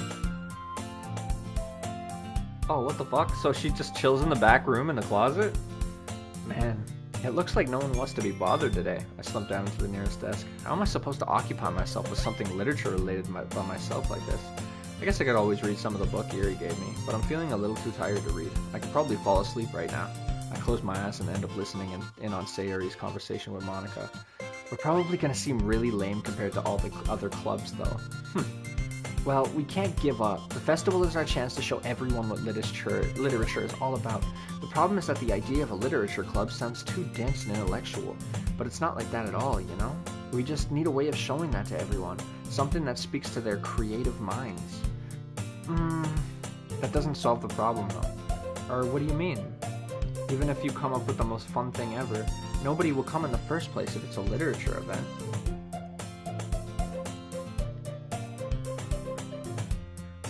So it's more important to figure out how to get people to show up first.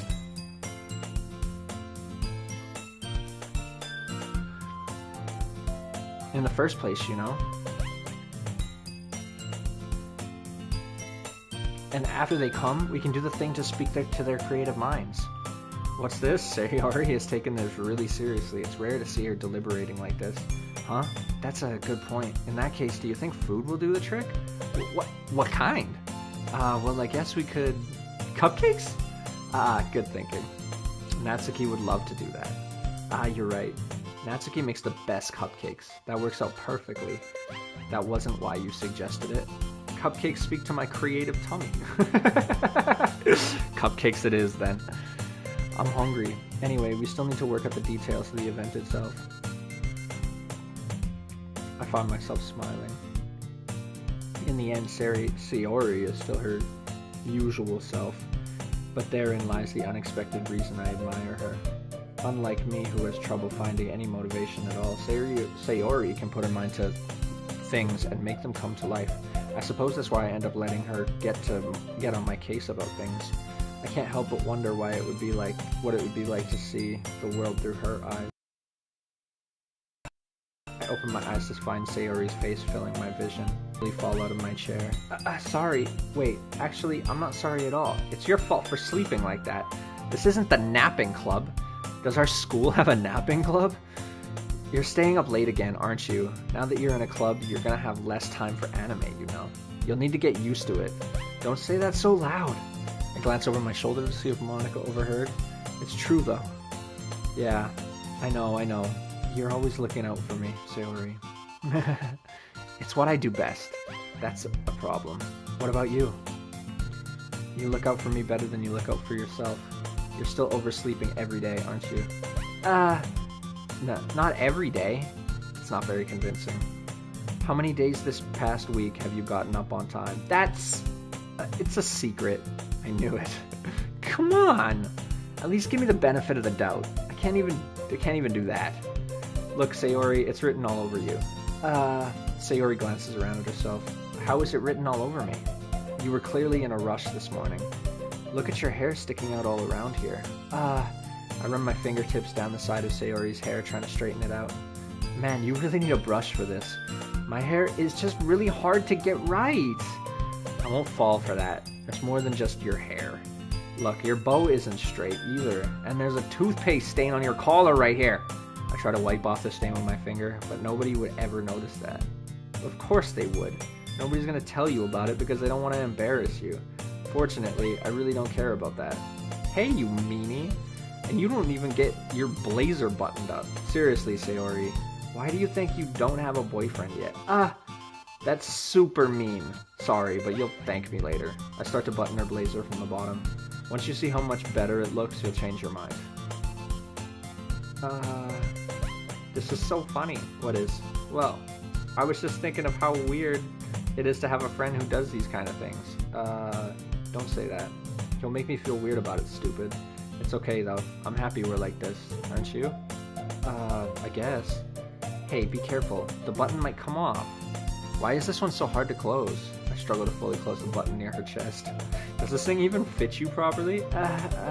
It did when I bought it. When? 2 fucking years ago? So, if you ever buttoned it, you would have noticed sooner that it doesn't fit you anymore. What are you smiling about? It means my boobs got bigger again. Don't say that out loud. Anyway, you look much better now, so... why does it feel strange to see Sayori's blazer buttoned up like that? But it's so stuffy. It's not worth it at all. Sayori hastily unbuttons her blazer once more. It suits her like that. I like just the way that she is. And it doesn't help that she's wearing a fucking V-neck cardigan sweater. You know what I mean? Like that, plus whatever thin fucking button-up jacket that she's got over it, or blazer. Obviously, it's gonna be thick. Obviously, it's not gonna button properly. She's got fucking 4 layers. 4 layers, I'm guessing. Sayori puts her arm out and twirls around. So if I keep it unbuttoned, then I won't get a boyfriend, right? What kind of logic is that? Why are you saying that like it's a good thing? Because if I had a boyfriend, then he wouldn't even let you do things like this. And you take care of me better than anyone else would anyway. So that's why I'm keeping it unbuttoned. Stop saying all these embarrassing things. I didn't say anything embarrassing. Jeez. Well, anyway, just focus on trying to wake up a little earlier. Only if you focus on going to bed earlier. Fine, it's a deal. Fucking love Sayori, dude. She's the shit. I guess we really are better at taking care of each other than we are taking care of ourselves. Yeah, I guess so, huh? So maybe you should come wake me up in the morning. You're doing it again, Sayori. But I was joking that time. And it's impossible to tell with you sometimes. Okay, everyone. Monica suddenly calls out. Why don't we share the poems we wrote now? Yay! Guy, I can't wait to read yours. Yeah, same. I fail to sound enthusiastic, but Sayori still trots away to retrieve her poem. Who should I show my poem to first? Alright, I want...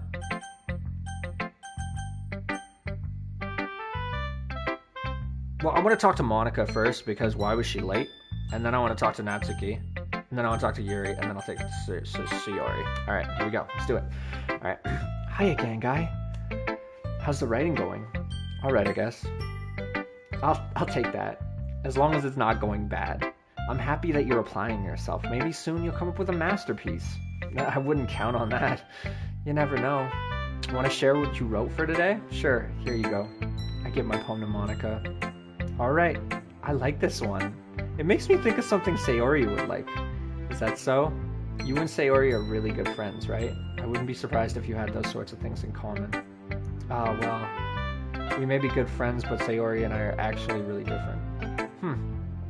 Well, that may be the case, but maybe there are also similarities that you wouldn't expect. The way she talks about you, it sounded like the two of you really care about each other's well-being. Even if you showed it in different ways, it ends up being more similar than you think. So I think that's the kind of vibe I get when reading your poem.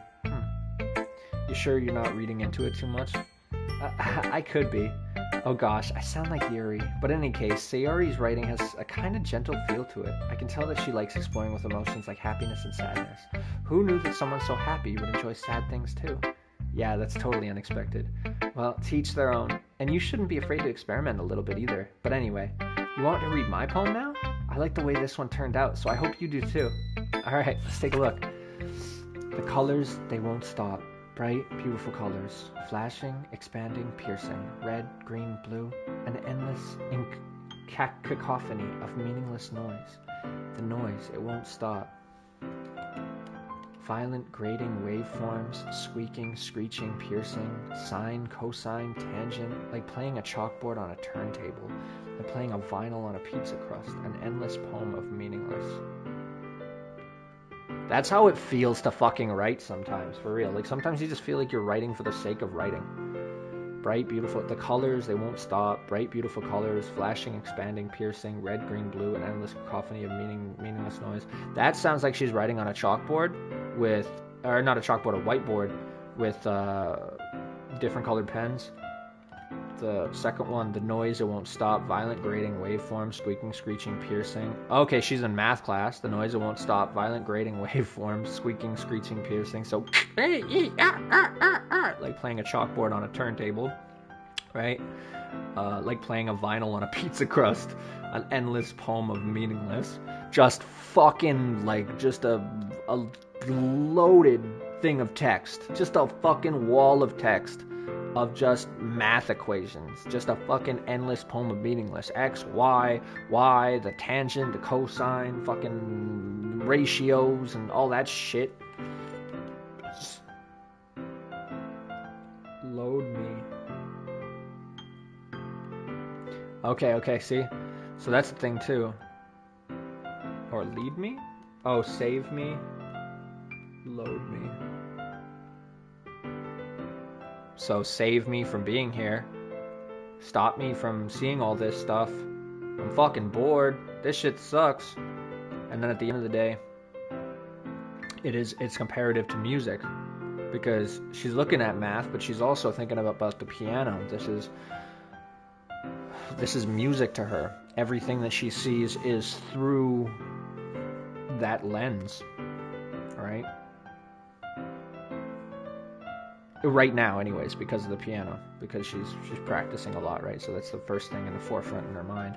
So then when she talks about right here, squeaking, screeching, piercing, right, she's comparatively looking at what she's looking at. The colors, they won't stop, it's consistent, right? But it also, like, the colors that expand, the things that come to mind when you're listening to beautiful sheets of music, right? It's like they won't stop, you know, and bright, beautiful colors, all the different things. So yeah, you're looking at it, you're hearing the sound, but the sound is grating. Ultimately, they're beautiful, they're never ending. The mixture of them, you know, you could talk for hours about the meaning and like the metaphor behind different colors and how it plays on things psychologically. When you're looking at green, you're thinking of something like natural, you're thinking of something familiar, you're looking at things very neutral. You're looking at red, you're looking at things that are passion and fire, alert, all that kind of stuff. You're looking at blue, you're looking at things intellectual, you're looking at things like slowed down, you're looking at things calm, peaceful, all that shit in the blue wavelength, right? So you're looking at it, but you're also looking at it from the wavelengths. You're looking at it like the spectrum, the colors, right? Flashing, expanding, red, green, blue, and then red, green, blue. That you're talking about digital format, you're talking about colors, the color scheme, right? You're not talking about Roy G. Biv, and you're not talking about your primary colors, but you're talking about things that your LCD screen, your fucking things are all made of, right? Red, green, and blue. All the different wavelengths, and each one that falls into that category, red, you know, all the way to purple, which is like blue, and then all the way through your green, right? So you got like your entire wavelength over there. But then you could look at it red, green, blue. Also, like the cones in your eyes, I'm pretty sure, are red, green, and blue as well. So there's just so much to it. And the fucking sound of the piano in the background that's like clicking it is beautiful. That's a fucking on point, dude. That's what I mean. Like, this game is deep. It's deep. It's really well written and done really well. The fucking Sims that I played on Newgrounds, nowhere near that. You know what I mean? The noise, it won't stop. Violent, grating waveforms, squeaking. Well, I mean, some I guess they have there. But they know what they were there for, you know what I mean? The noise, it won't stop. Violent, grating waveforms, squeaking, screeching, piercing, sine, cosine, tangent. Like playing a chalkboard on a turntable. I love that. Playing a chalkboard on a turntable. That's fucking hilarious. Like playing a vinyl on a pizza crust. So at the end, it's saved me. Or at the beginning, it's saved me. I'm stuck. This is what I'm inside of. But then at the end of it, it's what I do best. So if you have to listen to all of this stuff, listen to me. Load me. The fucking piano in the background. And then also on another relative level, when we look at it from the math equation perspective, you're looking at the colors that won't stop, right? Bright, beautiful colors. You're looking at flashing, expanding, and piercing, right? So it's just like paying attention to the look of it, to the different, even to the writing, because she has nice writing, right? So you're looking at it from that perspective, the flashing, the expanding, the piercing, an endless cacophony of meaningless noise. Just so many noises amassing to nothing. What's the point of it? What's the point of fucking, what is it? Where was it? Sine, cosine, tangent. What's the point of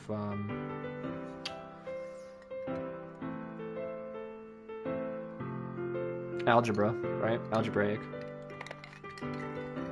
The noise, it won't stop. Violent, grating waveforms, squeaking, screeching, piercing, sine, cosine, tangent. So now it's comparing this to actual music, even though ironically they're both made up of the same thing.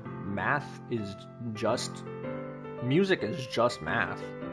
You know, when you're looking at it from that perspective, you're looking at the 4/4, you're looking at, you know, each beat, you're looking at everything in sequence. If something's missing, then that's like your what is that called?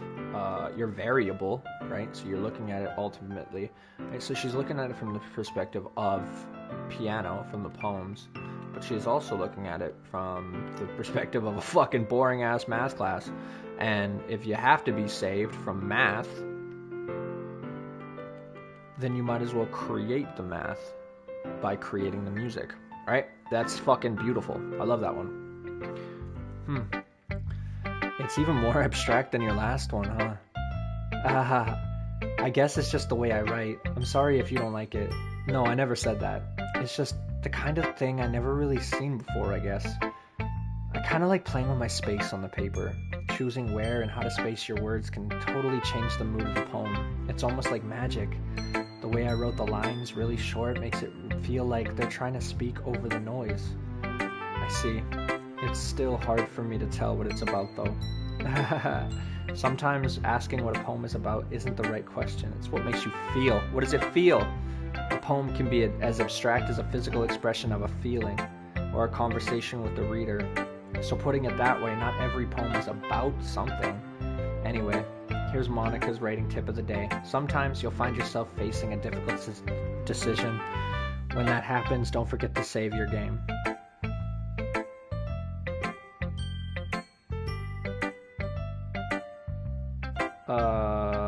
What? You never know when you might change your mind.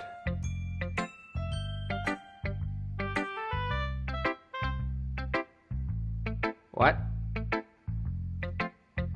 Or when something unexpected may happen. Wait, is this a tip even about writing? What am I even talking about? That's my advice for today. Thanks for listening. What the fuck? Okay, alright. Oh yeah, I wanted to see Natsuki. That was fucking weird. What do you mean? Like, I get it. It's down there.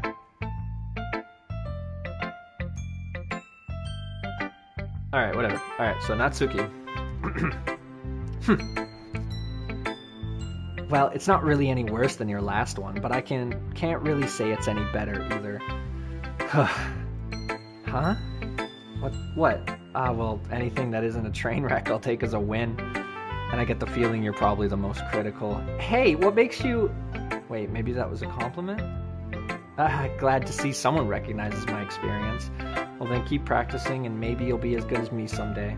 That's, something tells me Natsuki completely missed the point. Come to think of it, the kind of reminds me of Sayori's poem from yesterday. You think so? Yeah, well, I guess if you've been friends with her for so long, you might be on the same wavelength, but you never really struck me as her type. Sayori has a type all of a sudden? Well, I don't know, but honestly, how can someone so fluffy spend so much time with someone like you? It's like she's dragging around a dead weight. That was a little unnecessary. But think of it this way, if it weren't for me, she would probably just fly away like letting go of a balloon. You could say we each take care of each other in our own way. Whatever it is, I don't get it. Oh yeah, I guess I'm supposed to show you my poem. Here. You know what I heard about Amy? Amy likes spiders. Icky, wriggly, hairy, ugly spiders. That's why I'm not friends with her. Amy has a cute singing voice. I heard her singing my favorite love song. Every time she sang the chorus, my heart would pound to the rhythm of the words. But she likes spiders. That's why I'm not friends with her. One time I hurt my leg really bad. Amy helped me up and took me to the nurse. I tried not to let her touch me. She likes spiders, so her hands are probably gross. That's why I'm not friends with her. Amy has a lot of friends. I always see her talking to people. She probably talks about spiders. What if her friends start to like spiders too? That's why I'm not friends with her. It doesn't matter if she has other hobbies. It doesn't matter if she keeps it private. It doesn't matter if it doesn't hurt anyone. It's gross, she's gross, the world is better off without spider lovers. And I'm gonna tell everyone. Amy likes spiders. You know what I heard about Amy? The fucking childhood music in the background is very, very annoying. I want to take this kid seriously, but at the same time I can't when I'm listening to fucking... I don't know. What the fuck are those things? Xylophones? Goddamn kazoo, you know what I mean? You know what I heard about Amy? Amy likes spiders. Icky, wriggly, hairy, ugly spiders. That's why I'm not friends with her. Amy has a cute singing voice. I heard her singing my favorite love song. Every time she sang the chorus, my heart would pound to the rhythm of the words. Every time she sang the chorus, my heart would pound to the rhythm of the words.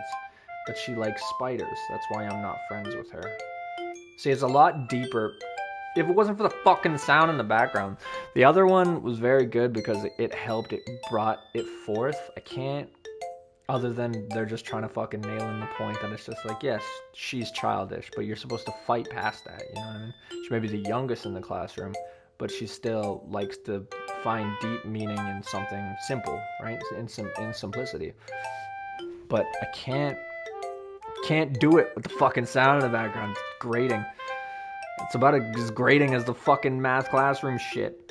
Every time she sang the chorus, my heart would pound to the rhythm of the words. Every time she sang the chorus, my heart would pound to the rhythm of the words. But she likes spiders, that's why I'm not friends with her. One time I hurt my leg really bad. Amy helped me up and took me to the nurse. I tried not to let her touch me. She likes spiders, so her hands are probably gross. That's why I'm not friends with her.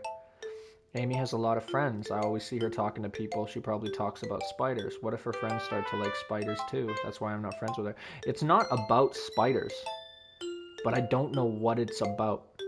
Amy likes... What does spider represent? Spider represents something misunderstood. Spider represents... Yeah, because if you think about it logically, you think back to the plague. Originally, the idea of the plague was spread by spiders. It wasn't rats, you know, and they give this weird feeling, and even on an evolutionary basis, people are afraid of that. So her stuff is very nature-based, right? The last thing was animals, and very, very instinctual. That's what her writing is. It's very instinctual.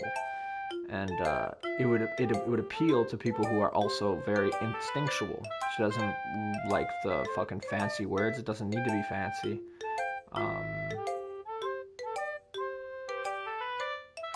And I don't think that she likes my writing because of the fact that it does not play into her realm of understanding. Not that she's not smart.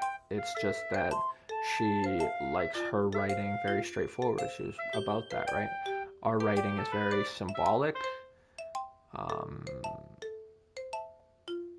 but I think maybe it's not that everyone is latching onto that my writing is a lot like Sayori's work because of me pulling her into the fight. So in order to save face, Natsuki would be looking like that this writing is like this. That's something that Sayori would like. It's an obvious thing. He doesn't like me. He doesn't like Yuri. He likes Sayori. I'm gonna take compliments. But ultimately, I know, you know, so it's like she's letting herself down before she could be let down. You know what I mean? That's kind of what it seems like personality-wise.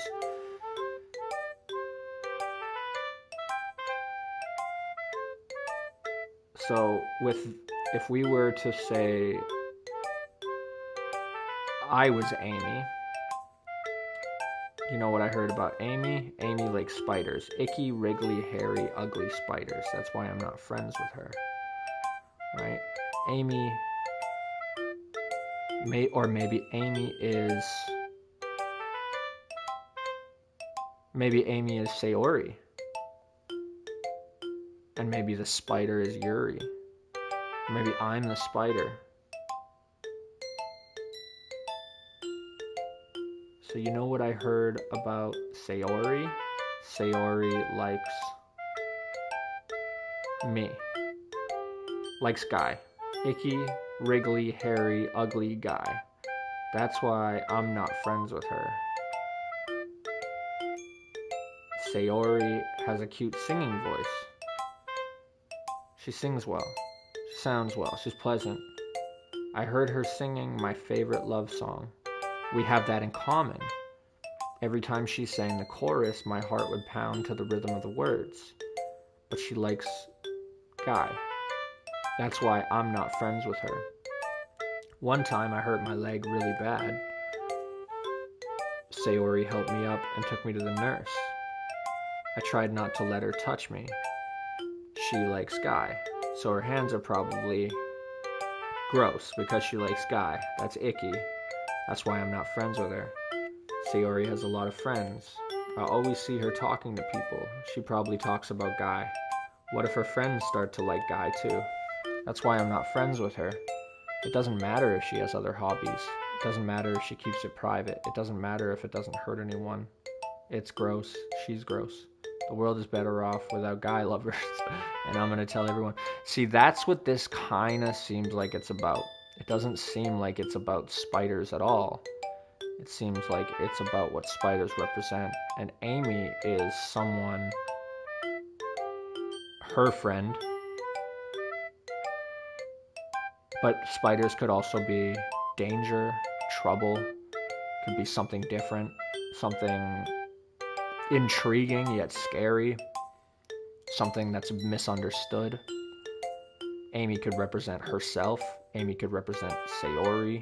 Amy could represent Guy. Amy could represent, like, if we take it at face value and we take it that each one of these people are writing it because it's reflective of the day that they're having, then when it comes to Monica, then you're looking at it like it's her doing it in her math class.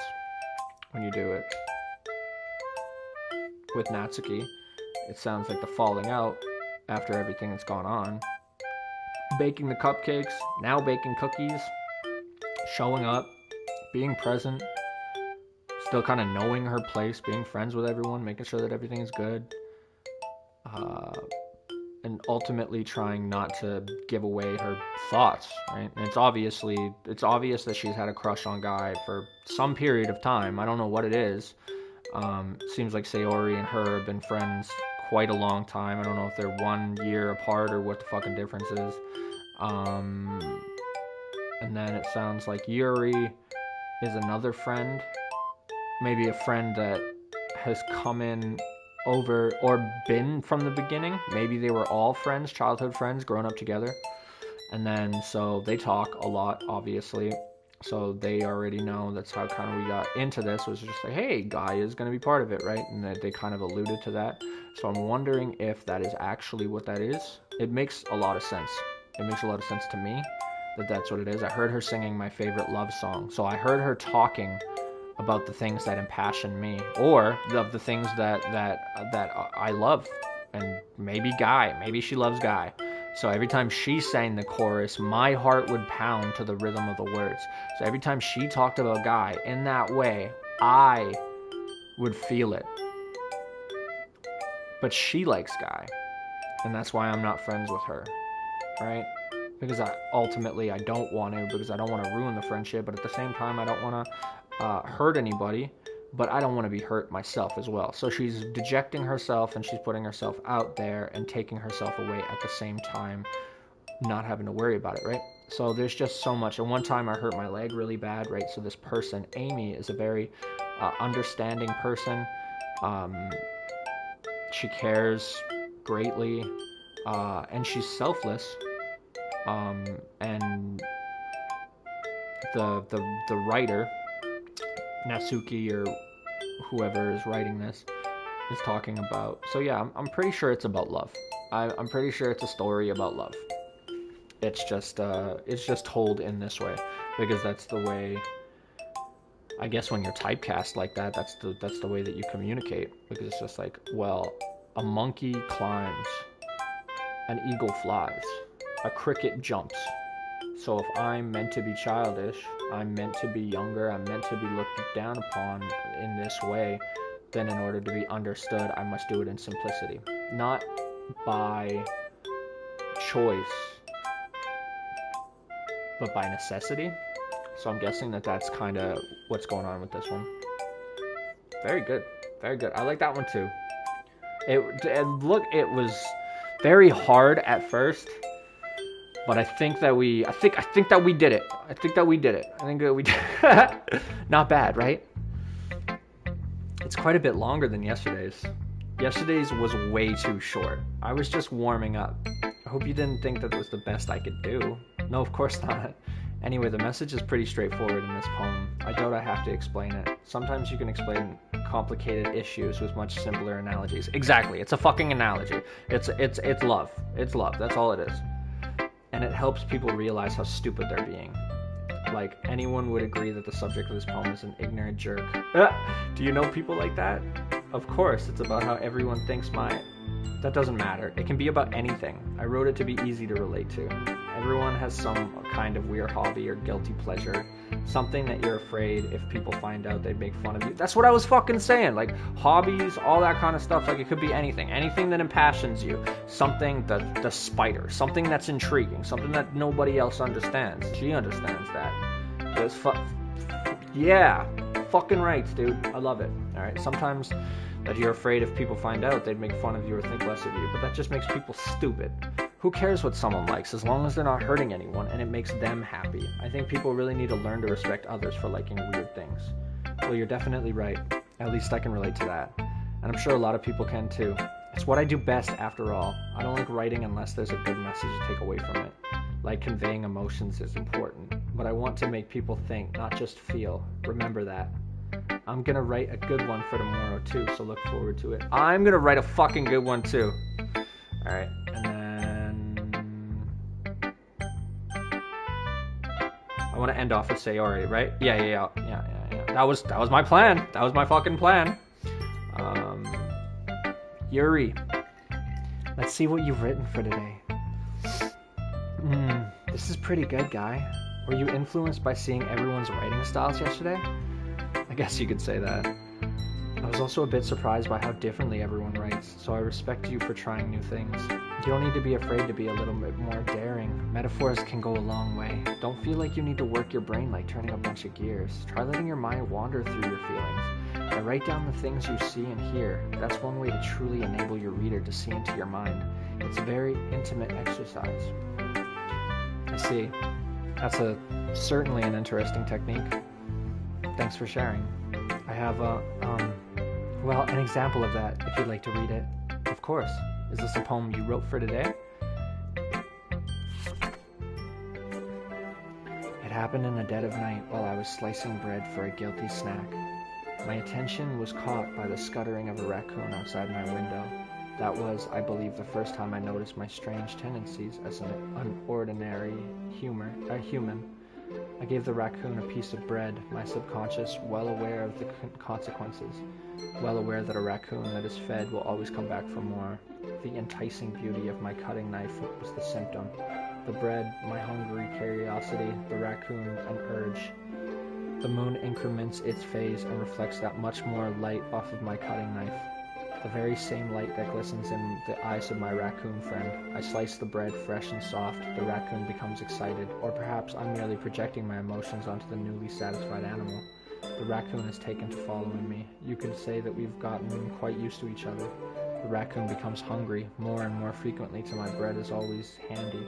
Every time I brandish my cutting knife, the raccoon shows me its excitement. A rush of blood, classic Pavlovian conditioning. I slice the bread and I feed myself again. Okay, this one, the raccoon. Happened in the dead of night while I was slicing bread for a guilty snack. My attention was caught by the scuttering of a raccoon outside my window. That was, I believe, the first time I noticed my strange tendencies as an unordinary human. It's very reminiscent of Little Nightmares. I gave the raccoon a piece of bread, my subconscious well aware of the consequences. Well aware that a raccoon that is fed will always come back for more.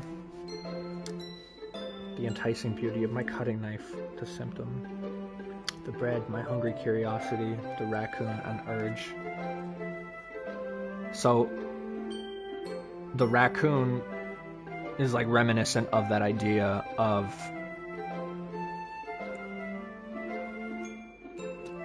you have two wolves inside you, and the one that will grow is the one that you feed, right? And that's emotion. It's all animal instinct. That's like that. Well, what if in this case it's not you have two wolves inside you? What if it's you have a raccoon inside of you? So it happened in the dead of night while I was slicing bread for a guilty snack.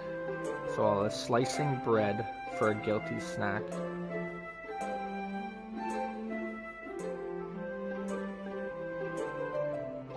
attention was caught by the scuttering of a raccoon outside my window. That was, I believe, the first time I noticed my strange tendencies as an unordinary human. See, that's another thing, is she expresses herself as something not human, right? An ordinary human. I gave the raccoon a piece of bread, my subconscious well aware of the consequences. Yeah, so out of instinct, you fed the raccoon. Well aware that a raccoon that is fed will always come back for more. The repetition in that is definitely imprinting that idea. The enticing beauty of my cutting knife was the symptom. The bread, my hungry curiosity, the raccoon, an urge. So this isn't about... It's not feeding yourself, it's feeding a guilty snack, a guilty pleasure, right? I gave the raccoon a piece of bread. I satiated the raccoon. But I know satiating it will make the hunger more. Will make that need to be satiated again and again and again. The enticing beauty of my cutting knife was a symptom. The bread, my hungry curiosity.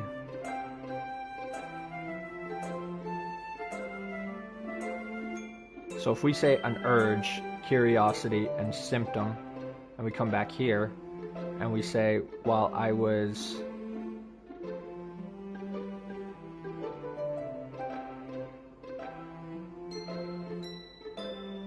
slicing my curiosity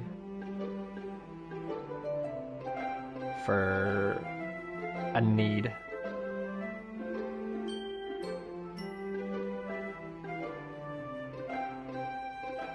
it brought on a raccoon, which was an urge. And then I fed that. This one's deep, dude. This one I don't understand. I don't understand it. I want to understand it. The moon increments its phase. Maybe if we continue going down. The moon increments its phase and reflects that much more light off of my cutting knife. The moon increments its phase and reflects that much more light off of my cutting knife. The very same light that glistens in the eyes of my raccoon friend. I slice the bread fresh and soft. The raccoon becomes excited. Or perhaps I'm merely projecting my emotions onto the newly satisfied animal. The raccoon has taken to following me. You could say that we've gotten quite used to each other. The raccoon becomes hungry more and more frequently, so my bread is always handy. Every time I brandish my cutting knife, the raccoon shows me its excitement. A rush of blood, classic Pavlovian conditioning. I slice the bread and I feed myself again. Yeah, you are the curiosity. No, you are the urge. I feed myself again. I slice the bread and I feed myself again. Oh, is that looking at it two different ways? So your curiosity is what you keep satiating over and over. So if we put this in real world terms, like, I don't really get it for bread. I don't really understand, but if I was looking at a guilty pleasure, I'm going to say like a smoke. Right? So if I was looking at it like that, my cutting knife was a symptom, right? You needed that vehicle. The cutting knife wasn't the cure, it was the symptom. It was a symptom of something bigger, something larger. The cutting knife was just the introductory to vehicle. The bread, my hungry curiosity. The raccoon, an urge. By the end of the poem, you've done this 1,000 times. Very same light that glistens in the eyes of my raccoon friend. I like how you referred to it as a raccoon friend, but then in the end, you talk about a Pavlovian conditioning. You talk about a trick. And I feel myself again, a rush of blood.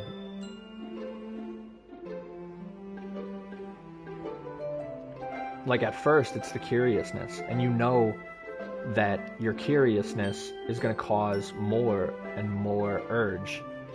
So you continue to do it, even though you know subconsciously that it's not the best thing to do.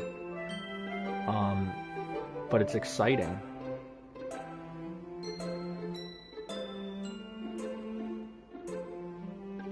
The moment itself of the urge, of not doing it for the urge, but doing it for the sake of doing it, being caught up in the moment, reflects that much more light off my cutting knife. So it's like the moon at nighttime, the darkness, when you're alone and you're supposed to be comfortable. It's very evocative of, like, I guess, sitting at nighttime, coming downstairs for a guilty snack, I'm guessing. You're by yourself, everyone else in the house is sleeping. You come downstairs while I was slicing bread for a guilty snack. So you look at it in the simplest form. You're going downstairs, you're really hungry, you just want a guilty snack, you want a guilty pleasure or whatever. Right? I was slicing bread for a guilty snack, I'm guessing that. I guess maybe bread is a guilty pleasure for some people. I never really saw it as that, but yeah, I guess, because, wheat, I guess, can be fattening, I'm guessing. Yeah, might make feel bloated, even though she doesn't want it, because she's trying to maintain an image. She does this. Maybe that's another thing too, is trying to maintain an image, and failing to maintain that image. That image, trying to hold up that image all the time, causes hunger pains.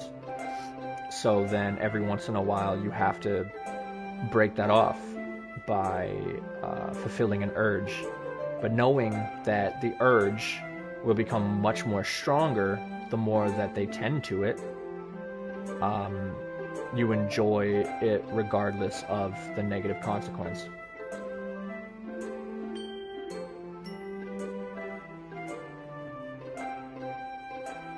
Slice the bread fresh and soft. Like, the wording, it's like hard.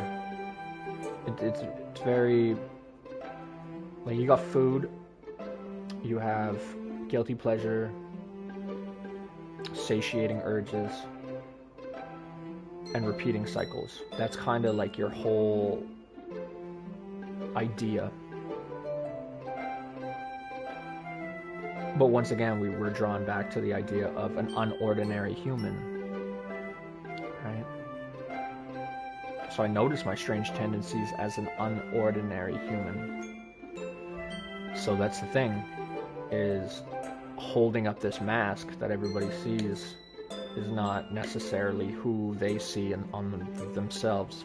Maybe they see themselves as that hungry little raccoon. Maybe they see themselves as the knife. Maybe they see themselves as the symptom, right? The cutting knife, the symptom. The bread, my hungry curiosity, the raccoon, and urge. The moon increments its phases and reflects that much more light off my cutting knife. This very same light that glistens in the eyes of my raccoon friend. I slice the bread fresh and soft. The raccoon becomes excited. Or perhaps I'm merely projecting my emotions onto the newly satisfied animal. Exactly, right?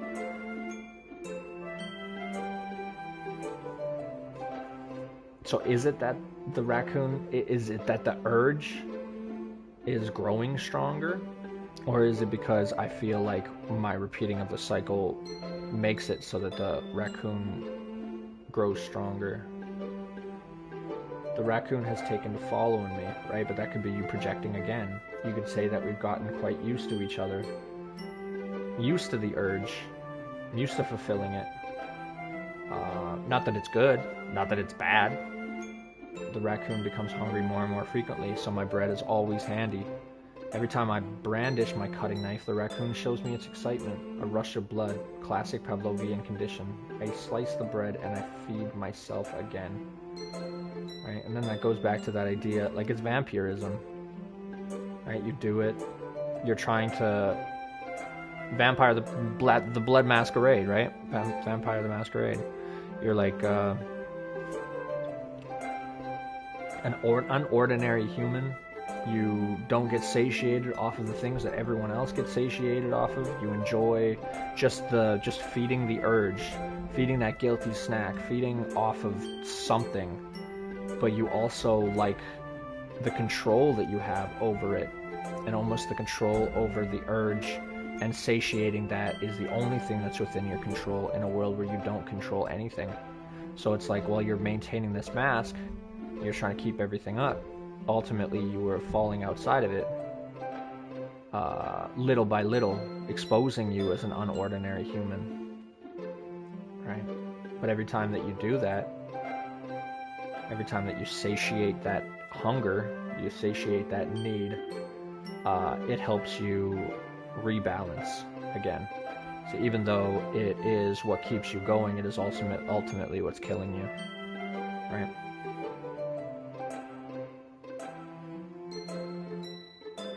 But then, yeah, it could just be as simple as you give the raccoon a piece of bread, subconscious, like, it could be that this actually happened. You were just downstairs for a guilty snack, right? And then there's a raccoon outside your window, so you cut off a piece of it and you shared it, which is something that normal people don't do. They think that raccoons are trash monsters, are creepy, they get their eyes, they glisten, right? They look unhuman. Or they look unnatural, right, in the moonlight. But ultimately, they're just looking for a guilty snack like you are, you know? But then, yeah, you could put that into the perspective of you and this urge are walking a path side by side together, lock eyes.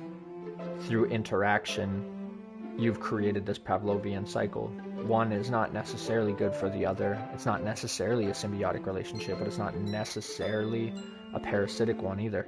It just is, right? So, yeah, that's a beautiful one too. I like that.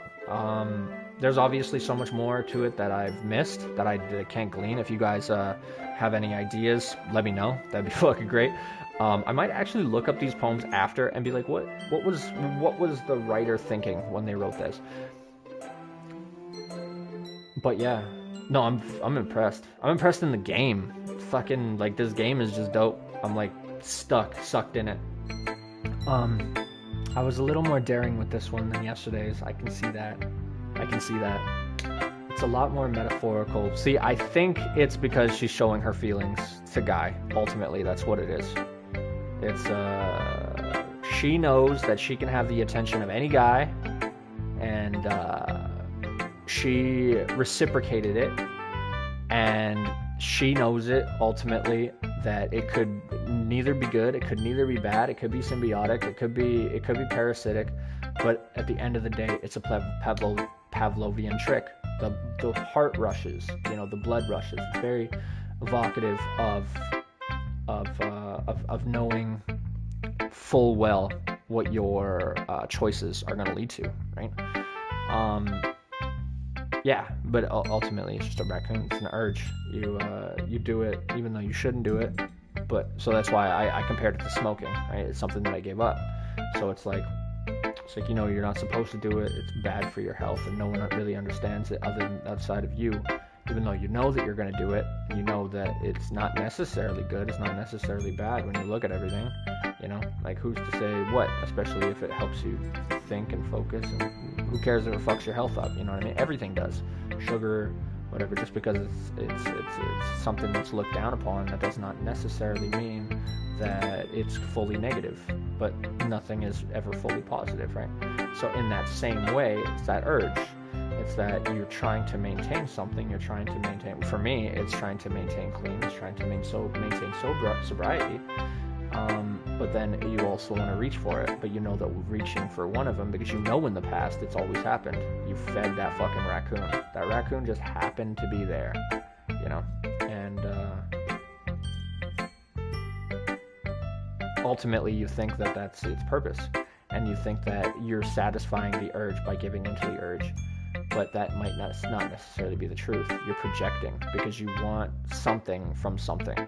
You don't want nothing, right? So you want one thing to lead to something positive, an outcome, something, right? So you want that urge, you want that energy put in, you want all of that to have some sort of output, and you want it to be the correct output, even though ultimately it just might be just a comfort, and it's all to,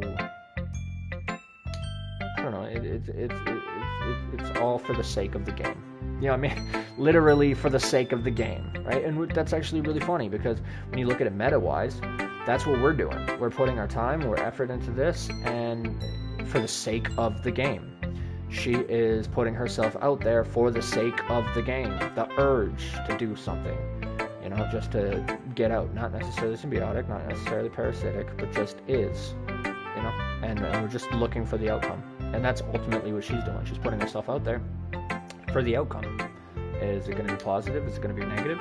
What is it? Maybe sometimes it's just that Pavlovian trick. Maybe it's just because every time I cut that knife, or every time I cut that bread, the raccoon is there. Is it because I cut the bread, the raccoon is there, or is it because the bread is there that I cut that I cut it with them? Or is it because the raccoon is there that I cut the bread, right? And that's the inverse of it. So yeah, like do I feel this way because I'm infatuated, or am I infatuated because I feel this way? You know, it's that duality. It's that duality. It's the chicken or the egg, and I really like that. That's a beautiful one too. I don't know if it's my fault, but I can't begin to imagine what this poem is about. That's right. It's a bit closer to my preferred writing style, using the poem as a canvas to express vivid imagery and conveying emotions through them. Yeah, if I take it at face value, then I can't even figure out what it's supposed to mean. Well, I think it's something that different people can relate to in their own way. I wanted to express the way it feels for me to indulge in my more unusual hobbies. It's those sort of things I'm usually forced to keep to myself. She's a cannibal. She eats people. I fucking told you. Yep. It's those sorts of things I'm usually forced to keep to myself. See, I'm just thinking of Spooktober. It's in my head. It's in my head. Is it really, or am I projecting, right? See, I sometimes enjoy writing about them. Oh, that's funny. Didn't Natsuki also write something about that? About someone being ridiculed for a strange interest? She did? Yeah. She was talking about how it doesn't matter what you're into as long as you're not hurting anybody. She's right. I mean, she does really feel that way.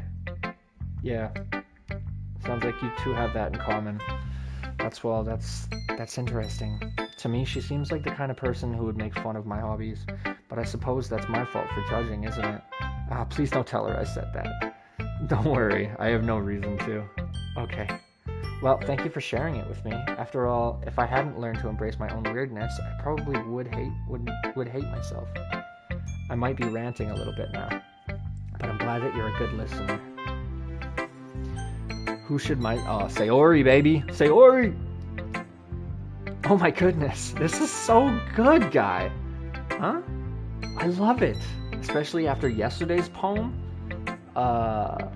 You're too honest sometimes, Sayori. No, but really, I want to put this on my wall.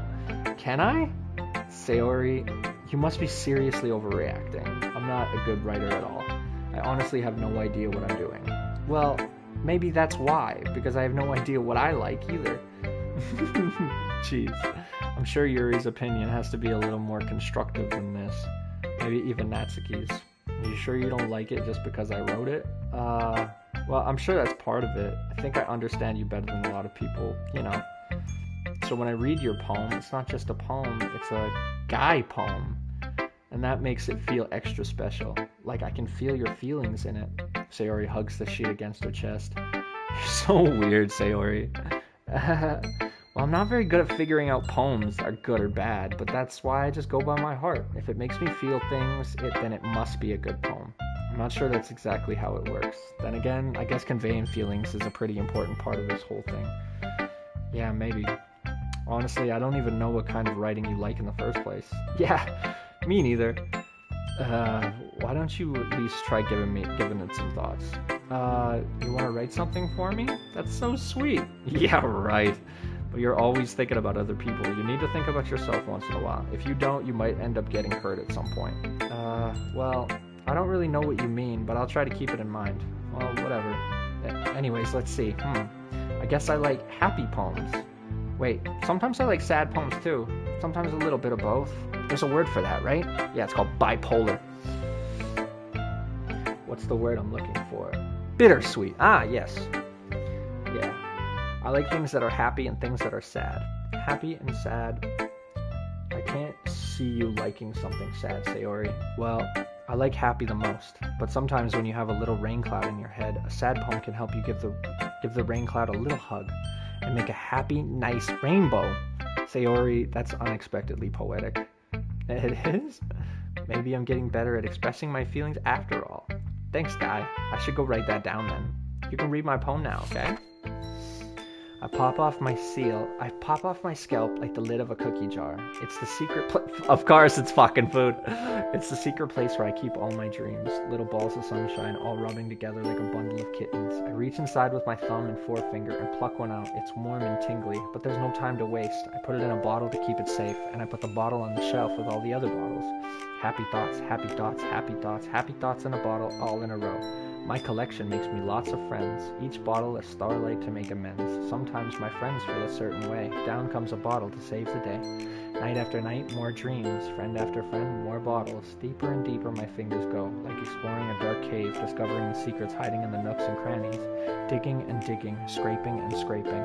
I blow dust off my bottle caps. It doesn't feel like time elapsed. My empty shelf could use some more. My friends look through my locked front door. Finally, all done, I open up and in comes my friends. In they come in such a hurry. Do they want my bottles that much? I frantically pull them from the shelf one after another, holding them out to each and every friend, each and every bottle. But every time I let one go, it shatters against the tile between my feet. Happy thoughts, happy thoughts, happy thoughts in shards all over the floor. They were supposed to be for my friends who aren't smiling. They're all shouting, pleading, something, but all I hear is echo, echo, echo, echo inside my head. Holy fuck. Alright, so this one, satiating. See, it's all three of them are about, all three of them share that same motif, all four of them, I guess, share that same motif about passion, right? So you're looking at Monica's, which is her passion for music. You're looking at Natsuki's for her passion for, well, instinct. She's an instinctual being. Yuri, her passion for indulging. And Sayori, her passion for pleasing. Her passion for making sure that everything's good, and this is evocative of that. I pop off my scalp like the lid of a cookie jar, right? So we're looking inside her brain, like that's what she's doing. She's just opening it up like she would a cookie jar. It's the same thing that she always fucking does. She always likes to eat. She's always satiated. She's always hungry because she's trying to fulfill a need, something empty inside, and she does that by not only food indulging, but also in overreaching for other people, for and I guess a lot of people who are people pleasers kind of feel that same way, right? Feel like you're just reaching in like you do all the time, and you're just pulling something out. You're making that jar a little less full every time. You're making your brain, you're making it a little less full. That's where you keep all your dreams, but you're focused on other things. It's the secret place where I keep all my dreams. You are pulling these things out, but these are your dreams. These are the things that you should hold close. These are the things that you should hold tight. But instead, you give them like you're giving away a cookie, like you would eat a cookie. You satiate. Little balls of sunshine all rubbing together like a bundle of kittens, right? The first part, it's very happy. It's very, you want to look at it positively, right? But ultimately, it's a story about being strong for too long. And it's a story about burnout, right? And it's an archetype. It's something that is timeless. You give too much of yourself, right? Like I was in a class, a sociology class, and they told me, well, the teacher was telling me about time management. She said it's a lot like spoons. She's like, you only have so many spoons throughout the day. So you go around all day, you give all these spoons, and then you don't have any spoons left. But people keep asking of it. So you keep giving spoons, but there's no spoons to give. So where are you getting those spoons? From your reserve, from the next day, from whichever, right? So you always got to be aware of where your spoons are. And if you don't, you're going to burn out, right? So it's all about time management. It's all about saying no. I remember when I started setting up boundaries, the hardest thing for most people is saying no, right? And that's what people most call the villain phase, right? And that's where people kind of mistake it. Being a villain doesn't necessarily mean being an asshole. Being a villain just means that you're doing something against yourself, right? You are, from what you were always known, you didn't realize that the way that you were living was actually harmful to yourself, and everybody kept, grabbing and grabbing and grabbing, vampiric around you, right? But it's okay because you kept giving, but it caused burnout. Then finally, when you started to look inward and you started to see yourself, you started to see how much you were actually giving of yourself, but you don't have the tools to say no, right? That's not in your vocabulary. That's not even in your fucking language, and then so you keep it up, right? But then you start saying no, little things here, little things there, but it starts causing friction. You start losing friends. You start, but ultimately it's just because you're setting up boundaries and you're learning to grow as a person, right? So then when you do that, you're considered a villain. You're a villain to yourself because you're going totally against the way that the playwright was. You being the playwright, right, is telling the story, because you think that giving yourself is what would make a hero, is what would make, and to not give yourself is what would make the villain. But ultimately, saying no is just preserving, just knowing what's needed and what isn't needed, and when to take a break and not take a break. It's all about time management and respect for yourself, right? So then with her, she is giving too much, and it's showing in her clothing. So that's what Guy was pointing out, right? And he's just like, yo, like I can fucking see toothpaste on your shirt. Like, what the fuck are you doing, dude? Like, you want all these things. This is how you want your dreams. This is where you want your life, but you're so concerned with taking care of everyone else's needs, you kind of forget about yourself, right? He said that, right? So she's seeing this and she's speaking on it, but she just doesn't have the strength in order to do it yet. So it's like she's taking steps towards it, and this is like a way of it. This is an acknowledgement thing, and I think ultimately that's why she's ultimately doing the club, is because this is her best way of expressing herself, expressing those needs, expressing that failure in herself. So in a way that is understood, but in a way that you can express yourself in a way that no other place can. These words that she needs to get out so badly. She's trying to scream, but she can't scream, right? No one's listening. No one can hear, But yeah, we take all that and we read the poem again, and I pop off my scalp like the lid of a cookie jar. It's the secret place where I keep all my dreams. Little balls of sunshine, all rubbing together like a bundle of kittens. Right? Those are all evocative. Very nice, very slice of life. Awesome, right? I reach inside with my thumb and forefinger and pluck one out. It's warm and tingly. Kind of what this game is, right? It's warm and tingly. It feels good, but there's like a fucking twist to it. It feels weird. But there's no time to waste. I put it in a bottle to keep it safe, and I put the bottle on the shelf. Same with the music in the background. It's very timely.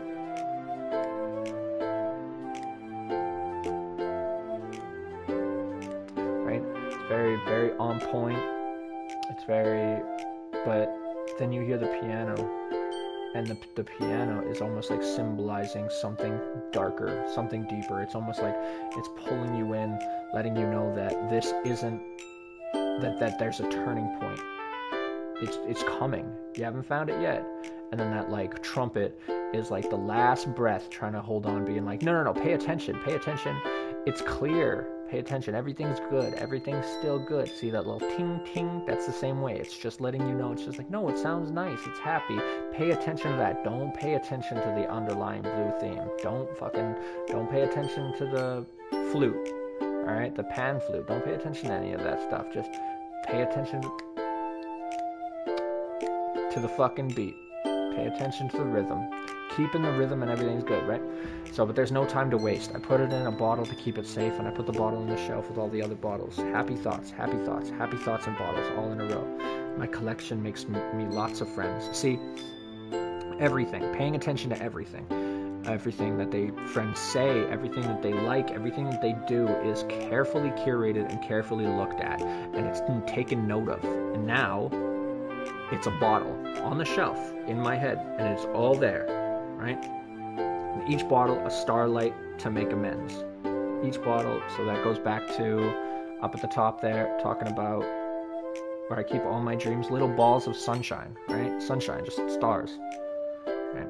Each bottle, a starlight to make amends. To make amends is to make sure that everything's good, is to apologize in a way, is to make sure is to appease, right? So each bottle, a starlight to make amends. So every time it's like something fucks up in someone else's life, I have to fix it. I have to. And each one of these bottles is my key to do that, by knowing exactly what you like, exactly where you feel good, exactly all that shit, right? Well, the food you like, the colors you enjoy, the things that set your heart on fire. Even when you're sad, the things that help you bring you out of the funk, you know what I mean? The things that I'm unable to do for myself, I can do for you. And that collection has made me lots of friends. And I have friends. It's awesome. I should be happy. I feel good. I have all these friends, right? But sometimes my friend feels a certain way. Down comes a bottle to save the day, right? Sometimes that's what we're talking about, right? Like I have the key to it. I have the key to make amends, to make it so that everything is okay again. At least I think I do, right? And that's the horrible part. That's the fear. That's where that comes in, right? Night after night, more dreams. Friend after friend, more bottles. So night after night, I'm building up these things that I should be doing for myself. These things that, my goals are. The things that I should have bottled up, that I have bottled up, but all my bottles up are other people's bottles. And then deeper and deeper my fingers go. So you're fucking reaching past your dreams in order to grab someone else's different bottle. Like exploring a dark cave, discovering the secrets hiding in the nooks and crannies. Digging and digging, scraping and scraping. See? But her bottles, they aren't shiny. It's not a cookie jar, right? It's not filled with balls of sunshine all rubbing together like a bundle of kittens.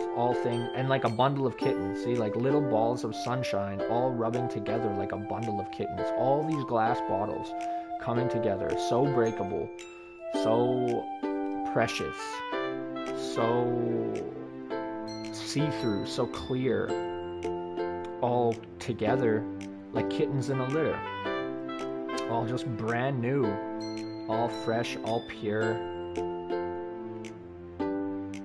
Night after night, digging and digging, scraping and scraping. I blow dust off my bottle caps, and then this is where it starts to turn, right? This is the seeing that. It's been sad the entire time, but the writer hasn't seen that it's been sad. I reach inside with my thumb and forefinger and pluck one out. It's warm and tingly. There's no time to waste. I put it in a bottle to keep it safe.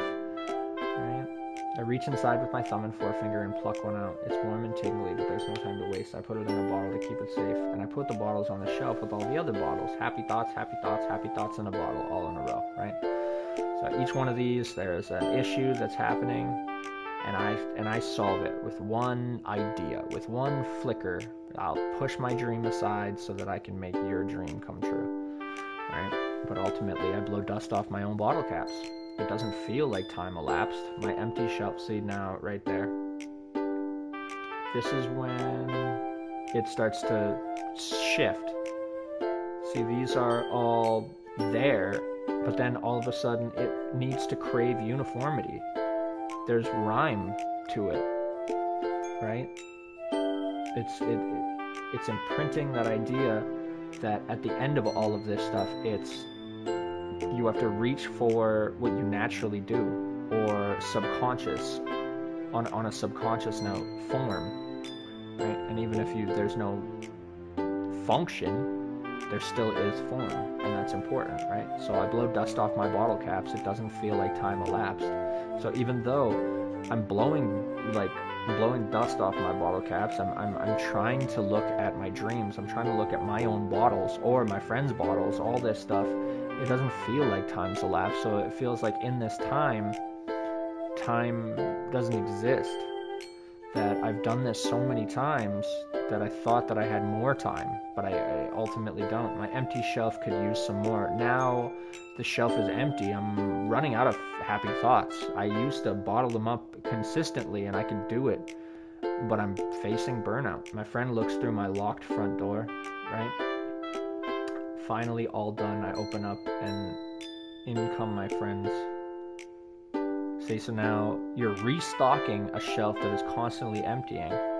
Right, finally all done. Now it's a grocery store, right? Before it was something that you satiate. You're getting a cookie, you know. There's bottles, right? Bottles of pop, bottles of whatever, right? And something to satiate. And then, but now you've become what was the savior, have become the grocer, and the grocer is running out of stock. So it doesn't feel like time elapsed. My empty shelf could use some more. My friends look through my locked front door, right? You're closing up shop, not meaning to, but you are. It's finally all done. I've restocked. It's taken everything out of me, but I've restocked. And I open up, and in come my friends. In they come in such a hurry. Do they want my bottles that much? See, it's like now here they are again, and I'm starting to realize that I have invited that. But ultimately, do they want them that much, or is it good enough just to take something? You know what I mean? That's where it becomes sinister. I frantically pull them from the shelf, one after the other, holding them out to each and every friend. Right now, friend no longer symbolizes what friends did. My collection makes me a lot of friends.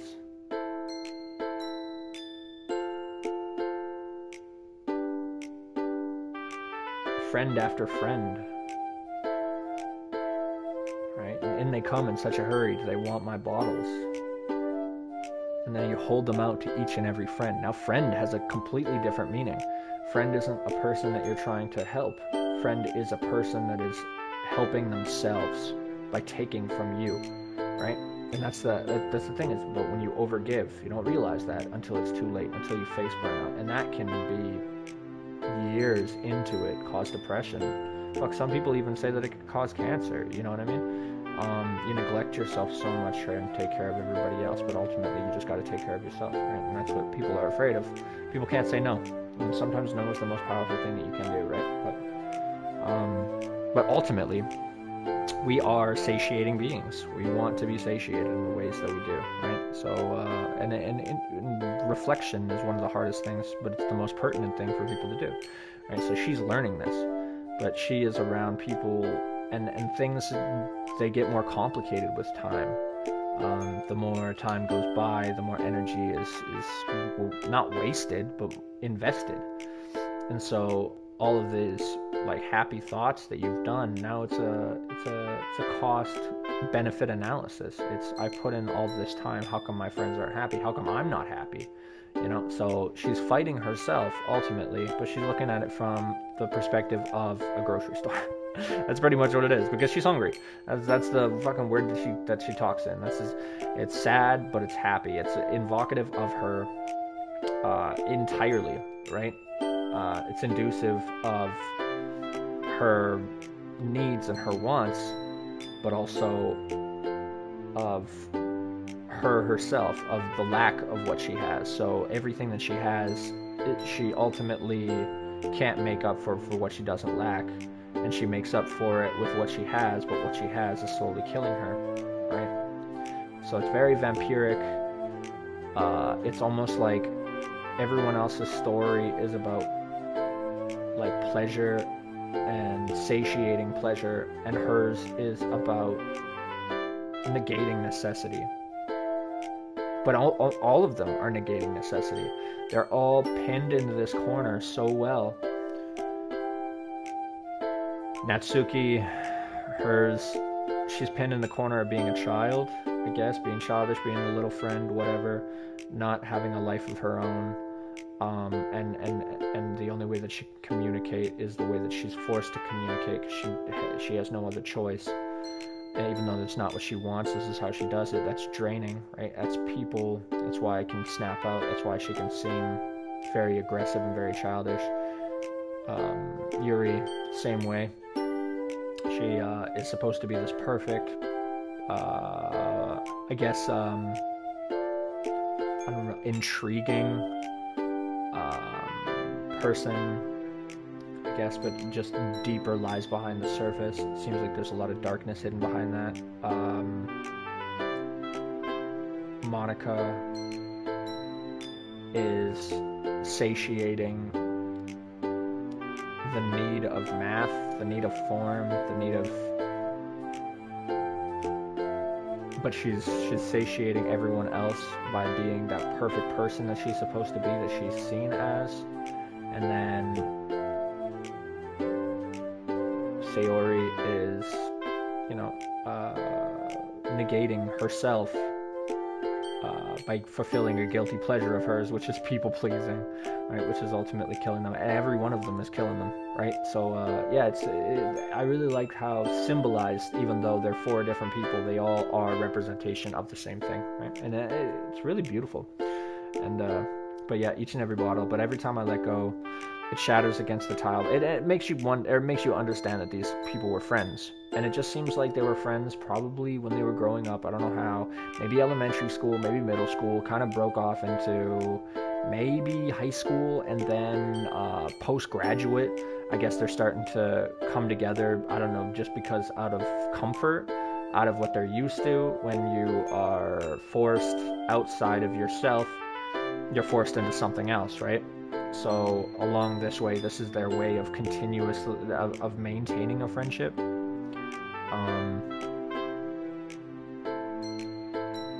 Yeah, there's just so much to unpack here, dude. But every time I let one go, it shatters against the tile between my feet. Happy thoughts, happy thoughts, happy thoughts, and shards all over the floor. They were supposed to be for my friends who aren't smiling. They're all shouting, pleading something, but all I hear is echo, echo, echo, echo inside my head. Right? It all just becomes noise. All becomes noise. All these things, all these happy thoughts are just echoes, are the things that I've done before, the things that I continuously do, but ultimately they are just echoes of the good things that they once were, right? Even though it's taken everything in me to do this, you know, and it's still not enough. So yeah, the imagery is there. It's beautiful. Yeah, just looking at it like from the perspective of a grocery store. Yeah, very, very well done. Very well done. I like that one too. Bam. Holy crap. Sayori, did you really write this? Of course I did. Didn't I tell you yesterday I was going to write the best poem ever? Yeah, but, I mean, I didn't expect something like this coming from you. Monica taught me a whole lot, and I've been really in touch with my feelings recently. I see that. It's almost kind of creepy. Creepy? Well, not exactly. Maybe because I'm so used to you being cheerful. Yeah, right, exactly. Well, never mind. I'm thinking too hard about it. The point is, it came out good, so you should be proud of it. Ah, thanks. I feel like it was meant to express myself this way. It even helps me understand my own feelings a little bit better. Writing is like magic. You've gotten pretty passionate about this, huh? I hope you keep it up. Yeah, writing is the best. I'm gonna keep writing until I die. Yeah. Don't get ahead of yourself. Sayori's always had a habit of getting obsessed with something before dropping it no more than a week later. Exactly, but this one might be different. That's the thing. I wonder if this is one of those times. But seeing the passion in her eyes makes it hard for me to be pessimistic. Okay, everyone. We're all done reading other's poems, right? I have something extra planned today, so if everyone could come sit at the front of the room. Is this about the festival? Well, sort of. Do we really have to do something for the festival? It's not like we can put together anything good in just a few days. We'll just end up embarrassing ourselves instead of getting any new members. That's a concern of mine as well. I don't really do well with the last minute preparations. Don't worry so much. We're gonna keep it simple, okay? We won't need much more than a few decorations. Sayori has been working on posters and I've designed some pamphlets we can give out during the event. Okay, that's great and all, but that doesn't tell us what we're actually gonna be doing for the event. Sorry, I thought you heard about it already. We're gonna be performing. Performing? Monica? Yeah, we're gonna have a poetry performance. Each of us are gonna choose a poem to recite during the event. But the cool part is we're also gonna let anyone else come up and recite poems too. Sayori's putting it on all the posters in case anyone wants to prepare ahead of time. Sayori, who's been coloring a poster, holds it up for us to see.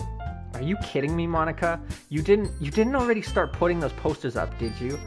Well, I did. Do you really think it's that bad of an idea? Well, no, it's not a bad idea, but I didn't sign up for this, you know. There's no way I'm going to be performing in front of a group of people like that. I agree with Natsuki. I could never in my life do something like that. Imagining it, Yuri shakes her head in fear. Guys, no, Sayori, I understand where they're coming from. Remember that Natsuki, Yuri have never shared their poems with anyone until just a couple days ago. It's a lot to ask for them to recite their poems out loud to a room full of people. I guess I kind of overlooked that, so I'm sorry. But I still think we should give it our best. We're the only ones responsible for the fate of this club. If we start to see the event, each put on a good performance, then it will inspire others to do the same. And the more people who perform, the better we'll be able to show everyone what literature is all about. Yeah! It's about expressing your feelings, being intimate with yourself, finding new horizons, and having fun. That's right. And it's these reasons that we're all in this club today. Don't you want to share that with others? To inspire them to find some feelings that brought you here in the first place? I know you do. I know we all do. And if it all takes standing in front of the room for 2 minutes and reciting a poem, then I know you can do it. Natsuki and Yuri remain silent. Sayori looks worried. I guess that leaves me no choice. I agree. I don't think it's too much to ask. I think that Sayori and Monica have been trying really hard to get new members. The least we can do is help them out a little bit. Well, maybe, but it looks like Natsuki doesn't have any arguments left. Okay, fine. I guess I'll just have to go over it, get it over with. All right. Thanks, Natsuki. What about you, Yuri? Yuri dejectedly glances. I guess I really don't have a choice. That's everyone. You're the best, Yuri. This club is seriously going to be the death of me. Oh gosh. You'll be fine, Yuri. But anyway, let's move on to the main event. I want each of you to choose a poem of yours. We're going to practice reciting them in front of each other. No way!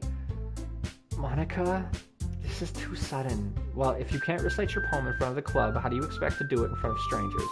Oh no. Don't worry, I'll start off to help everyone a little more comfortable. Can I go next? Of course. Now let's see. Monica flips through her notebook to the specific poem she has in mind for herself. She then stands behind the podium. The title of this poem is The Way They Fly. Monica begins reciting her poem. Her clear, confident voice fills the room. More than that, her inflection is pristine. She knows exactly how to apply emotion behind each word. It's something she's done before, or she's simply a natural. I glance around me. Everyone has their eyes on Monica. Sayori looks amazed. Yuri has an intense expression on her face that I don't understand. Finally, Monica finishes the recitation. The four of us applaud. Monica takes a breath and smiles. That was so good, Monica! Thank you very much. I was just hoping to set a good example. Are you ready to go next, Sayori? I'll go next. Yuri's fired up all of a sudden. Yuri clutches a sheet of paper between her hand and stands up. Keeping her head down, she walks quickly over to the podium. This poem is called... Yuri anxiously glances at each of us. You can do it, Yuri. It's called After Image of a Crimson Eye. Yuri's voice shakes as she starts reading the poem. Just a moment ago, she practically refused to do this. Why is she suddenly putting in so much effort?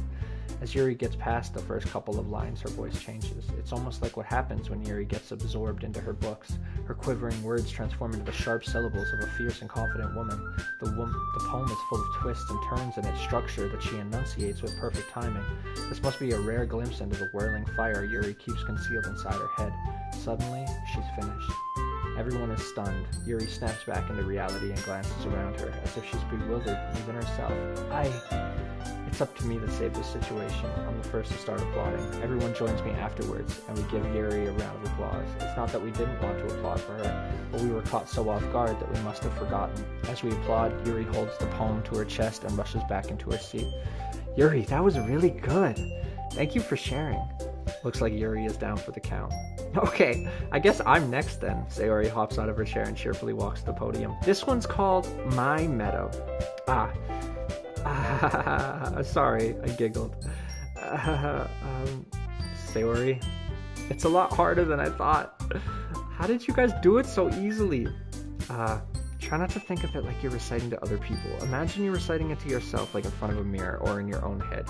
It's your poem, so it'll come out that best that way. I see. Okay then. Sayori begins her poem. Somehow it feels like her soft voice was made as the perfect match. The poem isn't aimless cheery like Sayori is. It's serene and bittersweet. If I were to read this on paper, I probably wouldn't think much of it, but hearing it come from Sayori's voice almost gives it a whole new meaning. Maybe this is what Sayori meant when she said she likes my poems. It's like I get to reach more deeply into someone I thought I knew through and through. Sayori finishes and we applaud. I did it! Good job, Sayori. Even Guy liked it.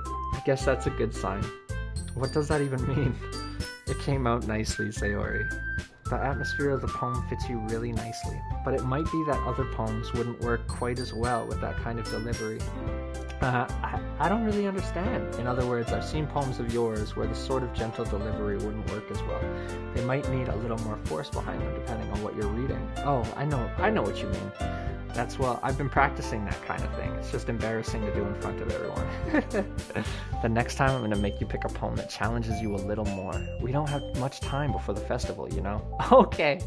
Now who's next? Natsuki? Don't make me go before Guy. It's not like I can compare to you guys anyway.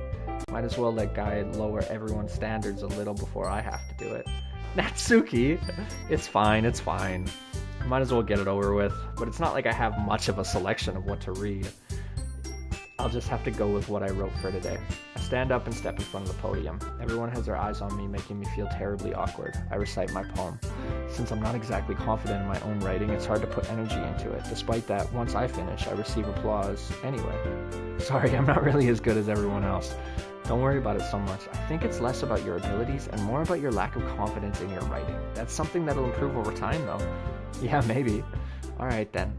That just leaves you, Natsuki. Yeah, I'm going. Natsuki begrudgingly gets out her seat and makes her way to the podium. The poem is called... Why are you all looking at me? Because you're presenting. Anyway, the poem is called Jump. Natsuki takes a breath. Once she starts reciting the poem, her sour attitude disappears a little. While she's still a little unenthused, her poem has a rhythm and rhyme to it. It's Natsuki's trademark style, and it works surprisingly well when spoken aloud. The words feel like they bounce up and down, as if giving life to the poem. Natsuki finishes and everyone applauds. She huffs back to her seat. That wasn't so bad, was it? Easy for you to say. You better not make me do that again. Well, do you at least feel prepared enough to recite a poem in front of other people?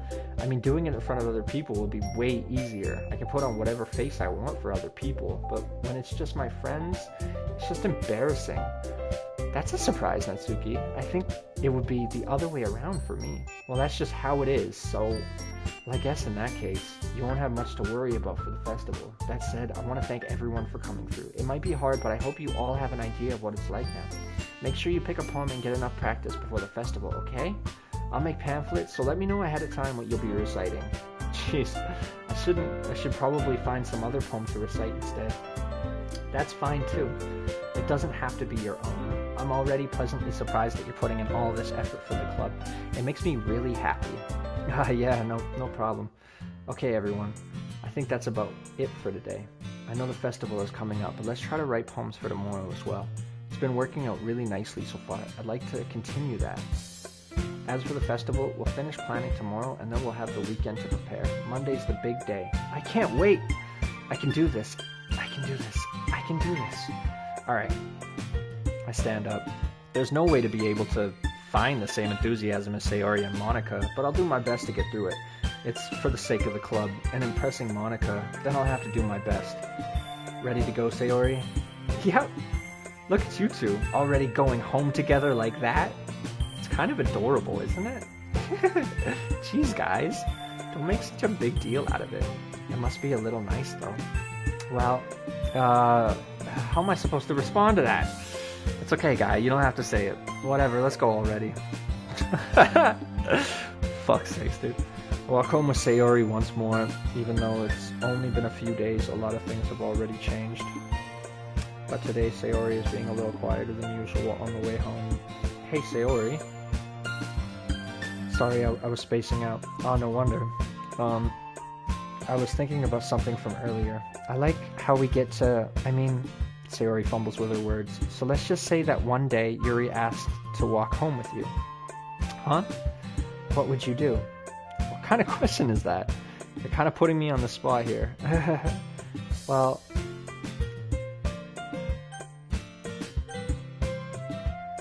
Oh, shit. What the fuck would I do?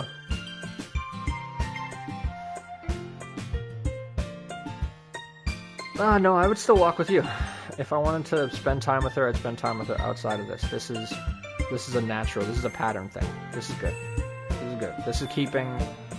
It's keeping good. Sayori, you really think I would ditch you for Yuri? But she's so beautiful and smart. Jeez, I already see her in the club every day. Besides, you always seem to really like going home together. I wouldn't just ruin that for you. You're so silly, guy.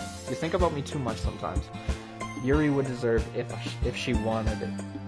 So, Sayori, I've already made up my mind. I really can't figure you out sometimes. Sorry. Besides, what's the point in speculating something that's never going to happen?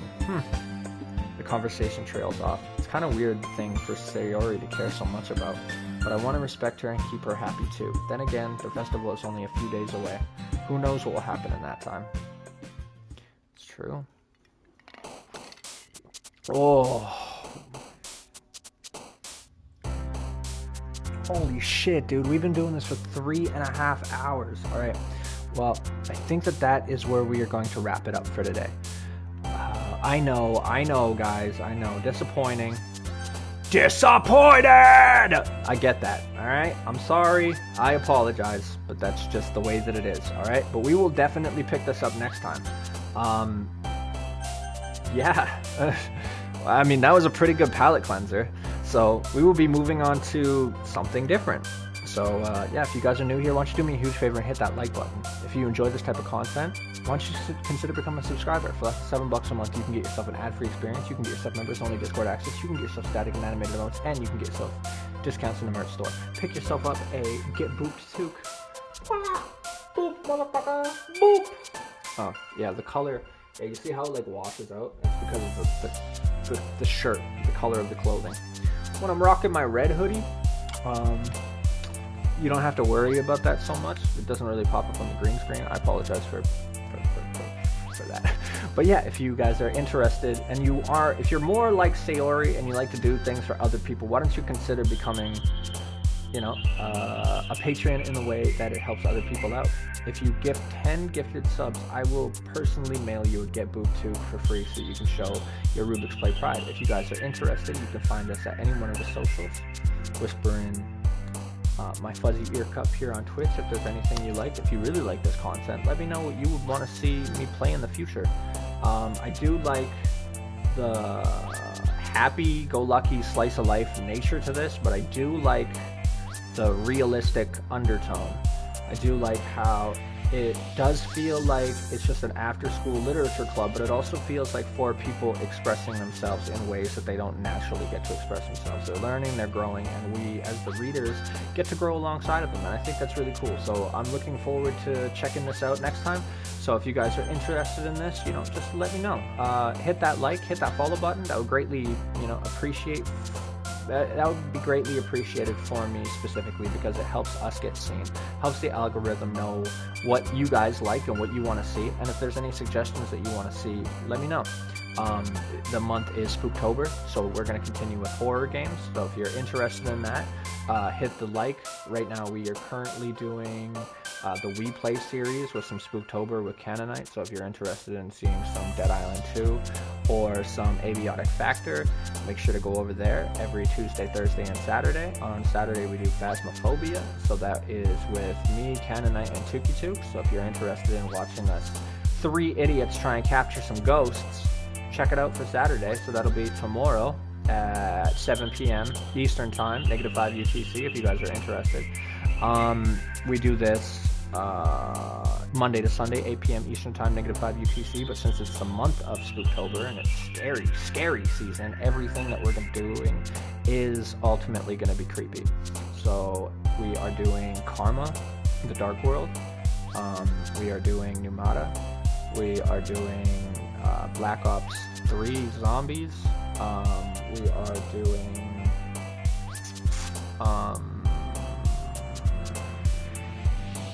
Undead War, Undead Army, Zombie Army 4, Undead War. If you guys are interested in the Sniper Elite spin-off, Little Nightmares, and just a bunch more things. So if you're interested, you know, just pop in. Like I said, we do this 8 p.m. Eastern Time, -5 UTC, and there's always something to look for. So make sure to go, if you're on YouTube, check out the collections. There is an entire playlist of horror games, so that's already up there for you. If you guys are on Twitch, these things stay up for about a week, but you can always check in 8 p.m. And on Kick, they should have a collection there for the entirety of it. I don't know what the backlog is like, because each one of the broadcast destinations is a little different in the way that they function when it comes to past broadcasts. So we recently did an episode of Bloodborne, so that's up on the channel if you want to check that out. But yeah, we will be continuing this next time. So as always, be awesome. Like I know that you're awesome. Like you know that I know that you know that I know that you can be awesome. And until we meet again, my friend, just be good to yourself. And make sure that you're taking care of yourself, alright? I know that life can be crazy, and sometimes we get swept up in doing other things for other people, but ultimately you want to look after yourself, alright? And so whatever that is, you know, if that's impassioning you, if you need, you know, something to bring you back to the person that you are, you know, whether you like to draw, whether you like to paint, whether you like to walk, run, look at nature, see nature, watch movies, read books, whatever it is that really emboldens your spirit and helps you get back to you, I entirely encourage you to do that. And if you need a little bit of distraction, I hope that we can provide this for you. And but remember, growth does not lie in a place of comfort. So get your ass up, all right? And we'll catch you guys in the next one. So as always, be awesome. Like I know that you're awesome. Like you know that I know that you can be awesome. Until we meet again, my friend. Be well.